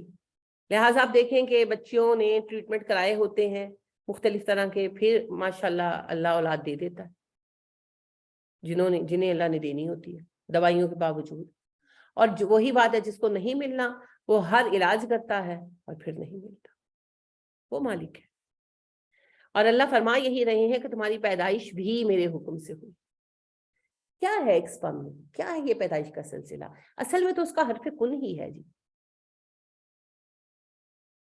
تو اللہ یہی فرما رہے کہ ذرا غور کرو، ایک سپرم سے تم پیدا ہوئے، ایک سپرم سے. اصل میں یہ میرا حکم ہے، یہ میری قدرت ہے. اور آج جب تم ایک انسان بن گئے تو اپنے آپ کو پتہ نہیں کیا سمجھتے. یوم تبلی السرائر، بے فکر رہو، وہ دن آئے گا جب سارے راز کھل جائیں گے. تبلا کھل جانا، آزمایا جانا، چیک کیا جانا. سرائر جو ہے سر کی جمع ہے، سر راز کو کہتے ہیں. اللہ کہتے ہیں وہ دن آنے والا ہے جس دن سارے راز کھولے جائیں گے، چیک کیے جائیں گے. حشر کا دن جی، اس دن کوئی راز نہیں رہنا. لہٰذا بالکل پریشان نہ ہوا کریں. اگر کوئی آپ پر کوئی الزام لگا دیتا ہے اور اس میں وہ سچ یعنی کہ وہ جھوٹ بول کر سچا بھی ثابت ہو جاتا ہے، چپ رہیں. فیصلوں کا دن آنے والا ہے، سب کا آ کر رہے گا، غم نہ کیا کریں. ایک دن وہ آئے گا جب ہر راز جانچا جائے گا. فما لہ من قوت ولا ناصر، نہیں ہوگی اس کے پاس کوئی قوت، کوئی مددگار. کن کے پاس؟ ہر کسی کے پاس. قیامت کے دن سب ایک ہو جانے ہیں نا. بندہ و صاحب و محتاج و غنی ایک ہوئے. تیری سرکار میں پہنچے تو سبھی ایک ہوئے. یہ اصل میں تو قیامت کے دن ہونے والا ہے. ہاں، مومنوں کو اللہ کا فضل حاصل ہوگا اور ظالموں اور کافروں کو رسوا کیا جائے گا. ذق انک انت العزیز الکریم، اب مزہ چکھ، تو تو بڑا غلبے والا تھا، تو تو بڑا معزز تھا. سب کو یہی گھمنڈ رہا ہے نا. پھر وہ فرعون رہا ہو، یا وہ قارون اور حامان رہے ہوں، یا وہ نمرود رہا ہو، یا وہ ابو جہل اور ابو لہب رہے ہوں. سرداری کی گھمنڈ نا، ہم سردار ہیں، انا قریش، ہم قریش. یہی تھا نا، ہم مال والے ہیں، ہم اولاد والے ہیں. قرآن اترتا تھا کسی عظیم سردار پر اترتا، تو ہی رہ گیا تھا محمد صلی اللہ علیہ وسلم. تم ہی رہ گئے تھے، نہ تم سردار نہ تم مال والے. مال بھی تمہارے پاس ختیجہ کا، تم ہی رہ گئے تھے. یہی کہتے تھے نا، یہی جملہ تھا نا. اللہ نے کہا بھی، کہتے ہیں کہ اگر وہی آنی تھی تو مکہ یا طائف کے کسی بڑے سردار پر آتی. تم ہی رہ گئے تھے صلی اللہ علیہ وسلم. مال کا گھمنڈ ہر عہد میں.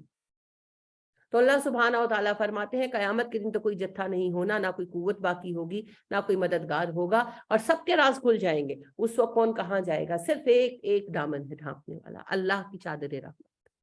نبی کریم صلی اللہ علیہ وسلم فرماتے ہیں جب اللہ ایک مومن سے حساب لیں گے، اسے اپنی چادر رحمت سے ڈھانپ لیں گے اور پھر اس سے بات کریں گے اور اس سے اس کے گناہ پوچھیں گے اور اس سے پوچھیں گے تو نے یہ کیا، اور وہ کہے گا جی اللہ جی کیا، اور سوچے گا کہ اب تو میں پکڑا گیا. پھر اللہ پوچھیں گے تو نے یہ غلطی کی، اور وہ کہے گا جی اللہ جی بالکل کی، اور سوچے گا کہ میں پکڑا گیا. اسی طرح اللہ اس سے پوچھتے رہیں گے، اور پھر آخر میں اللہ کہیں گے کہ میں نے تجھے دنیا میں ڈھانپا، تیرے عیبوں کا پردہ رکھا، آج بھی میں تجھے رسوا نہیں کروں.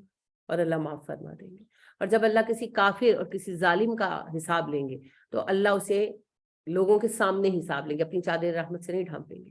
سب ساری حشر میں سب سنیں گے اور اللہ اسے پوچھیں گے تیرا یہ گناہ اور یہ گناہ، اور پھر اسے سزا دی جائے. تو اللہ کے سوا کوئی قیامت کے دن ڈھانپنے والا نہیں. اور آپ کو پتا ہے کہ اللہ سبحانہ و تعالیٰ سے ہم کس طرح اپنے آپ کو کور کرا سکتے ہیں. واٹ از دا وے؟ مسلمانوں کے عیوب ڈھانپیں، مسلمانوں کی کمیوں کو کور کریں. جو آج اپنے مسلمان بہن بھائی کا عیب ڈھانپے گا، اللہ سبحانہ و تعالیٰ اسے قیامت کے دن ڈھانپیں گے. صرف ایک شکل ہے کہ کسی کا نقصان ہو رہا ہو، یعنی کہ کسی کا بیٹا نشئی ہے، وہ دھوکہ دے کر شادی کر رہے ہیں، تو اگلا آپ سے پوچھے تو آپ پر بتانا فرض ہے. یا کوئی بندہ کسی کو کاروبار کے لیے پھنسا رہا ہے کہ بھئی میرے ساتھ پیسے لگاؤ، اور آپ کو پتا ہے وہ بندہ فراڈی ہے. یہ اس میں کیونکہ دوسری طرف بھی تو ایک مسلمان ہے نا، تو وہاں آپ نہیں بتائیں گے، چھپائیں گے، بتائیں گے.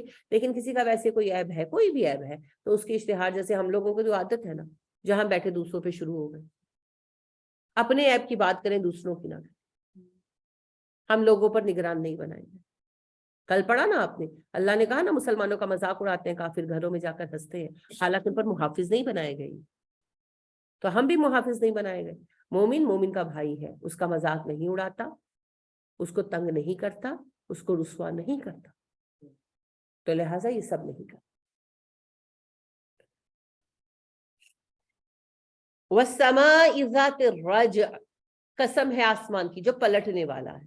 کیا مطلب ہے پلٹنے سے؟ ختم کر دیا جائے گا، دوبارہ قائم کیا جائے گا. وَالْأَرْضِ ذَاتِ الصَّدْعِ، اور زمین کی قسم ہے جو پھٹنے والی ہے. کب پھٹے گی زمین؟ جی قیامت والا دن تو غیر واضح لفظ ہے نا. حشر کے دن زمین پھٹ جائے گی جگہ جگہ سے، اور قبروں سے لوگ نکل آئیں گے. ہم بھی نکلیں گے جی. اِنَّهُ لَقَوْلٌ فَصْلٌ، اور یہ فیصلہ کن بات ہے، یہ ڈیسیژن فائنل ہے. کیا؟ حشر قائم ہوگا, قبروں سے اٹھائے جاؤ گے, حساب لیا جائے گا, اس کی کوئی ایکسیپشن نہیں.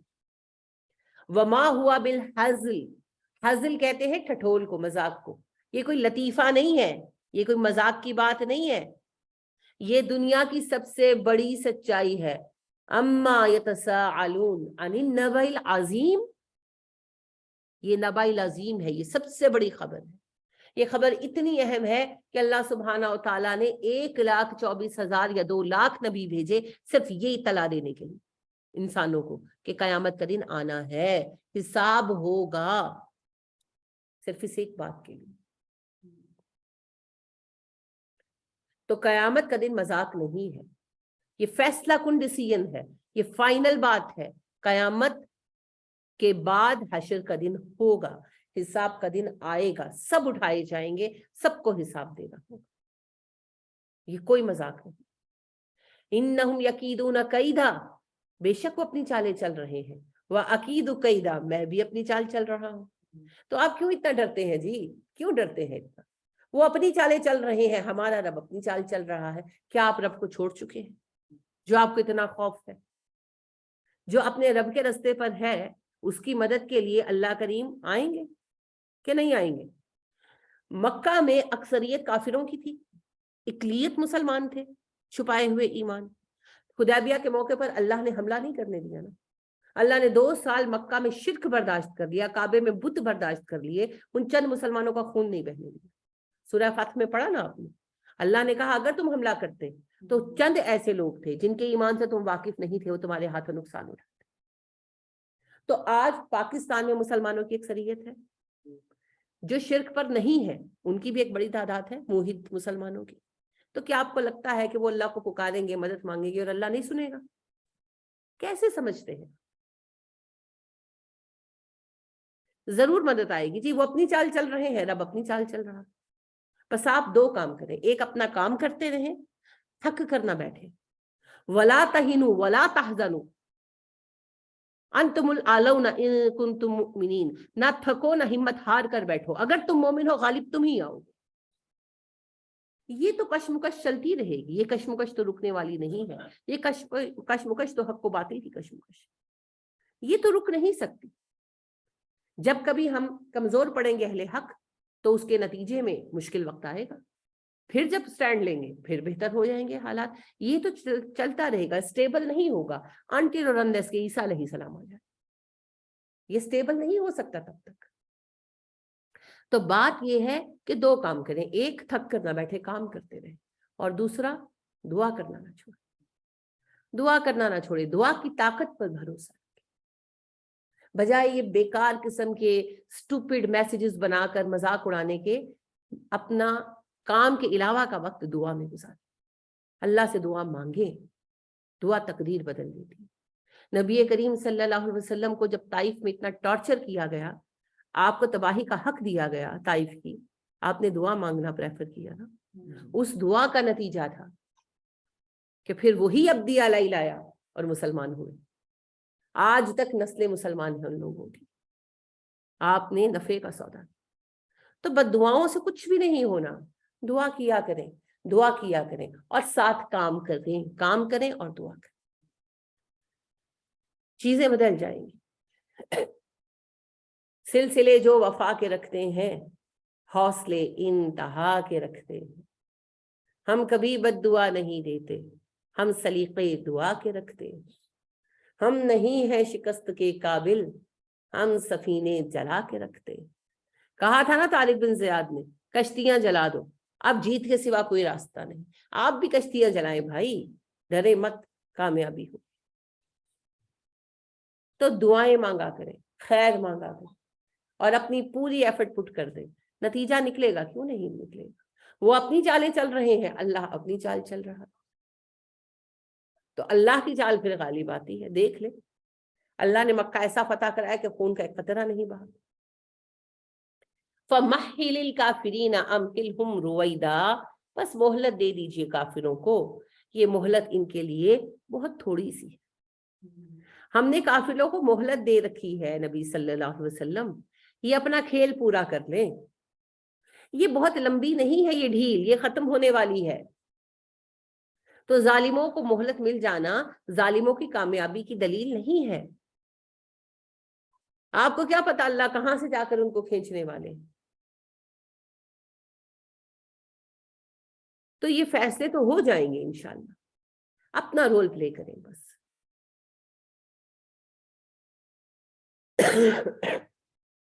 اللہ سبحانہ و تعالیٰ کے کام کرنے کے رنگ اور ہے. وہ رب ہے, وہ عجیب طریقے سے کام کرتا ہے. بس ایک بات ہے, اپنا کام کریں, اپنا کام کریں, ہاتھ چھوڑ کر نہ بیٹھے, کام کرنا ترک نہ کرے. مومن کسی حال میں بھی ہمت نہیں ہارتا, کسی حال میں. اب دیکھنا یوسف علیہ السلام قید خانے میں تھے, وہاں پر اگر دو بندے ملتے ہیں تو ان کو بھی یوسف تبلیغ کرنا شروع کر دیتے ہیں. وہ یہ نہیں سوچتے میں قید میں کیا, میری کیا مقصد ہے زندگی کا, میں تو قید میں پڑا ہوں. نہیں, وہ وہاں بھی تبلیغ کر رہے ہیں لوگوں کو, کیونکہ مومن کو جنت چاہیے, اور جنت کے لیے وہ ہر وقت ہر جگہ کام کرتا ہے, چاہے وہ کہیں بھی ہو. اور چونکہ اس کا بھروسہ اپنے رب پر ہے تو وہ کبھی مایوس نہیں ہوتا. تو پریشان نہ ہو, ہم بھی نکل جائیں گے ان حالات سے انشاءاللہ. اصل مقابلہ خیر اور شر کا ہے. غالب اللہ کے گروہ نے آنا ہے, حزب الرحمن نے آنا ہے. چاہے ہم کام کریں یا نہ کریں, حزب الرحمن غالب آ کر رہے گا. اگر ہم کام کریں گے تو ہم بھی حزب الرحمن میں شامل ہوں گے, اور نہیں کریں گے تو پھر تماش بینوں والی مار کھائیں گے ہم. وہ جو واقعہ پیش آیا تھا بندر بنائے جانے والا اصحاب السبت کا, 3 گروہ ہو گئے تھے نا. ایک سرکش جو مچھلیاں پکڑتے تھے, دوسرے تماشبین جو بیٹھ کر دیکھ رہے تھے, اور تیسرے مبلغین مومنین جو روک رہے تھے. اور جو تماشا دیکھنے والے تھے انہوں نے ان کو بھی کہا کہ تم کیوں ان کے ساتھ کھپ رہے ہو, تمہیں نہیں پتا ان پر عذاب آنا ہے فائنلی. تو انہوں نے کہا ہاں ہم جانتے ہیں کہ اگر یہ باز نہ آئے تو عذاب آئے گا, لیکن ہم اپنا فرض پورا کر رہے ہیں تاکہ ہماری حجت قائم ہو سکے. تو اللہ کہتے ہیں جب ہم نے عذاب بھیجا تو صرف ان کو بچایا جو مبلغ تھے. تو اپنے کام سے نہ پیچھے ہٹے, اپنا کام کرتے رہے. اللہ نے اپنا کام پورا کر کے رہنا ہے.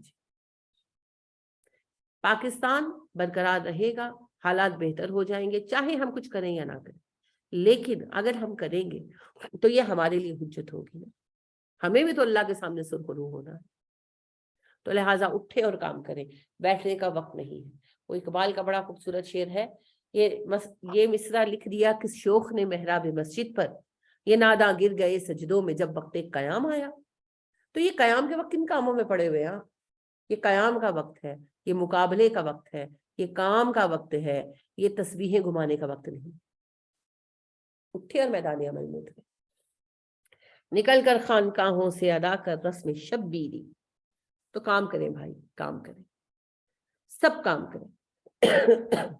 انشاءاللہ اللہ سبحانہ و تعالیٰ اس کام کے نتیجے میں خیر عطا فرما دیں گے. اور دعا مانگتے رہیں, دعاؤں سے نہ تھکیں. کچھ نہیں کر سکتے, کمزور ہیں, بیمار ہیں, بوڑھے ہیں, بے بس ہیں, تو دعا کرتے رہیں, وہ تو کر سکتے. انشاءاللہ خیر کے سلسلے بہت سارے جاری ہونے والے ہیں اور ہوں گے, اور سارے معاملات میں ہم لوگ نکل آئیں گے انشاءاللہ. انشاءاللہ اللہ سبحانہ و تعالی ہم سے قبول فرمائے. اللہ ہمیں کام کرنے والوں میں شامل رکھے. میں پہلے بھی آپ کو سنا چکی ہوں, پھر سناتی ہوں.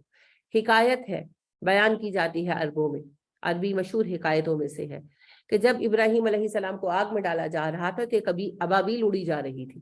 دوسری ابابیل نے پوچھا تم کہاں جا رہی ہو اتنی جلدی میں؟ وہ کہنے لگی ابراہیم کی آگ بجھانے. تو وہ ابابیل ہنسی, کہنے لگی اپنی اوقات دیکھی اور ابراہیم کی آگ دیکھی ہے, کتنا پانی آئے گا تمہاری چونچ میں؟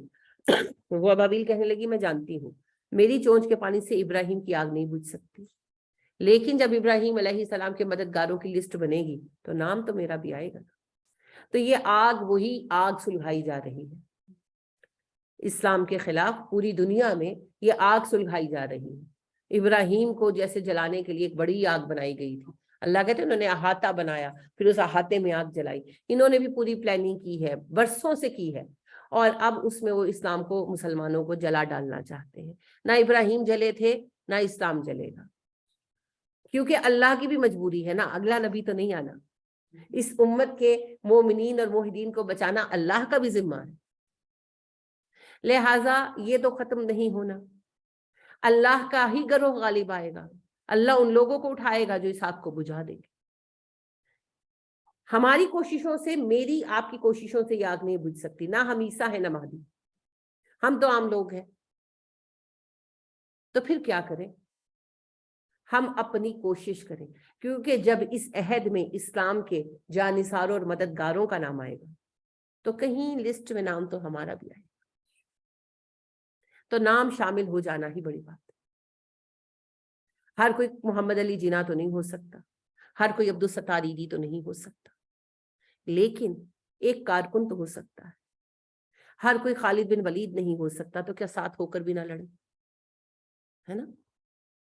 لہٰذا آپ دیکھیں کہ خالد بن ولید رضی اللہ تعالیٰ عنہ کے لشکر میں جو جھاڑو دینے والے ہوں گے، لسٹ میں تو نام ان کا بھی ہے نا۔ تو بس لسٹ میں نام شامل کرانے کے لیے کام کریں، جو کر سکتے ہیں، جتنا کر سکتے ہیں وہ اور اتنا کام کریں۔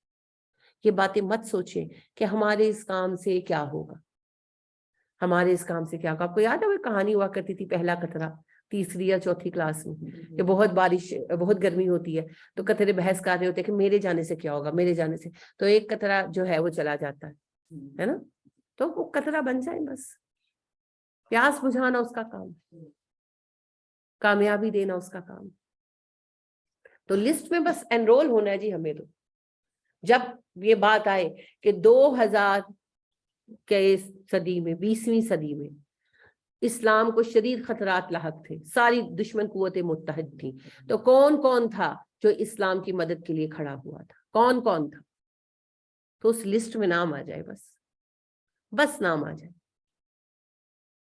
بہت ہے جی اس دن کی سرخروئی کے لیے، بہت ہے۔ من انصاری اللہ، عیسیٰ علیہ السلام نے پوچھا تھا نا، اب جو انصار تھے کیا عیسیٰ علیہ السلام کو بچا سکے؟ انہوں نے کہا نا نحن انصار اللہ، لیکن کیا وہ عیسیٰ علیہ السلام کو بچا سکے؟ کیا وہ عیسیٰ علیہ السلام کے آسمان پر اٹھا لیے جانے کے بعد اسلام کو بچا سکے؟ پولیزم آ گیا نا، یہ والی عیسائیت آ گئی نا، اصل اسلام تو انہوں نے بگاڑ دیا، خراب کر دیا، مٹا دیا۔ انجیل کو تبدیلی سے بچا سکے؟ کچھ نہیں کر سکے، لیکن قیامت تک وہ انصاری ہیں، کیونکہ انہوں نے اپنے آپ کو پیش کیا، جو ان کی قوت تھی انہوں نے اختیار کی، استعمال کی۔ تو بس وہی بات ہے، میری اور آپ کی کاوشوں سے یہ آگ نہیں بجھے گی، لیکن لسٹ میں نام تو آ جائے، تو بس پھر تیار ہو جائے، کام کریں، کام کریں۔ چراغ طور جلاؤ، بہت اندھیرا ہے، ذرا نقاب اٹھاؤ، بہت اندھیرا ہے، وہ جن کے ہوتے ہیں خورشید آستینوں میں، انہیں کہیں سے بلاؤ، بہت اندھیرا ہے۔ تو یہ آستینوں میں خورشید ہمارے ہی ہے، قرآن ہمارے پاس ہے، روشنی ہمارے پاس ہے۔ اٹھے اور اپنے حصے کا کام کریں، کیا پتا اللہ کس سے کون سا کام لینے والے ہیں، یہ صرف اللہ ہی جانتے ہیں۔ اللہ سبحانہ و تعالی ہم سب سے قبول کریں، اللہ سبحانہ و تعالی ہم سب کو طاقت دے۔ جب علی رضی اللہ تعالیٰ عنہ نے اسلام قبول کیا تھا، 11 سال کے تھے، کمزور تھے، بیمار تھے نا، آشوب چشم تھا اور ویک تھے، لڑکے سے تھے، تو سوچا تھا کسی نے کہ یہ علی جو ہیں حیدر کرار بنیں گے؟ کس نے گمان کیا ہوگا یہ کمزور سا لڑکا اتنی بڑی قوت بنے گا اسلام کی، اتنی بڑی طاقت بنے گا؟ کسی نے نہیں سوچا تھا۔ تو لہٰذا کیا پتا کہ اللہ کس کو کیا بنانے والے، لہٰذا آگے آئے اور اپنا کام کریں۔ اللہ ہم سب کو کام کرنے کی ہمت اور توفیق دے، جب تک زندہ ہے اللہ ہم سے کام لیتا رہے۔ اللہ سبحانہ و تعالی ہمیں قبول اور وقت سبحانک اللہم و بحمدک ونشہد ان لا الہ الا انت ونستغفرک ونتوب الیک۔ السلام علیکم ورحمۃ اللہ وبرکاتہ۔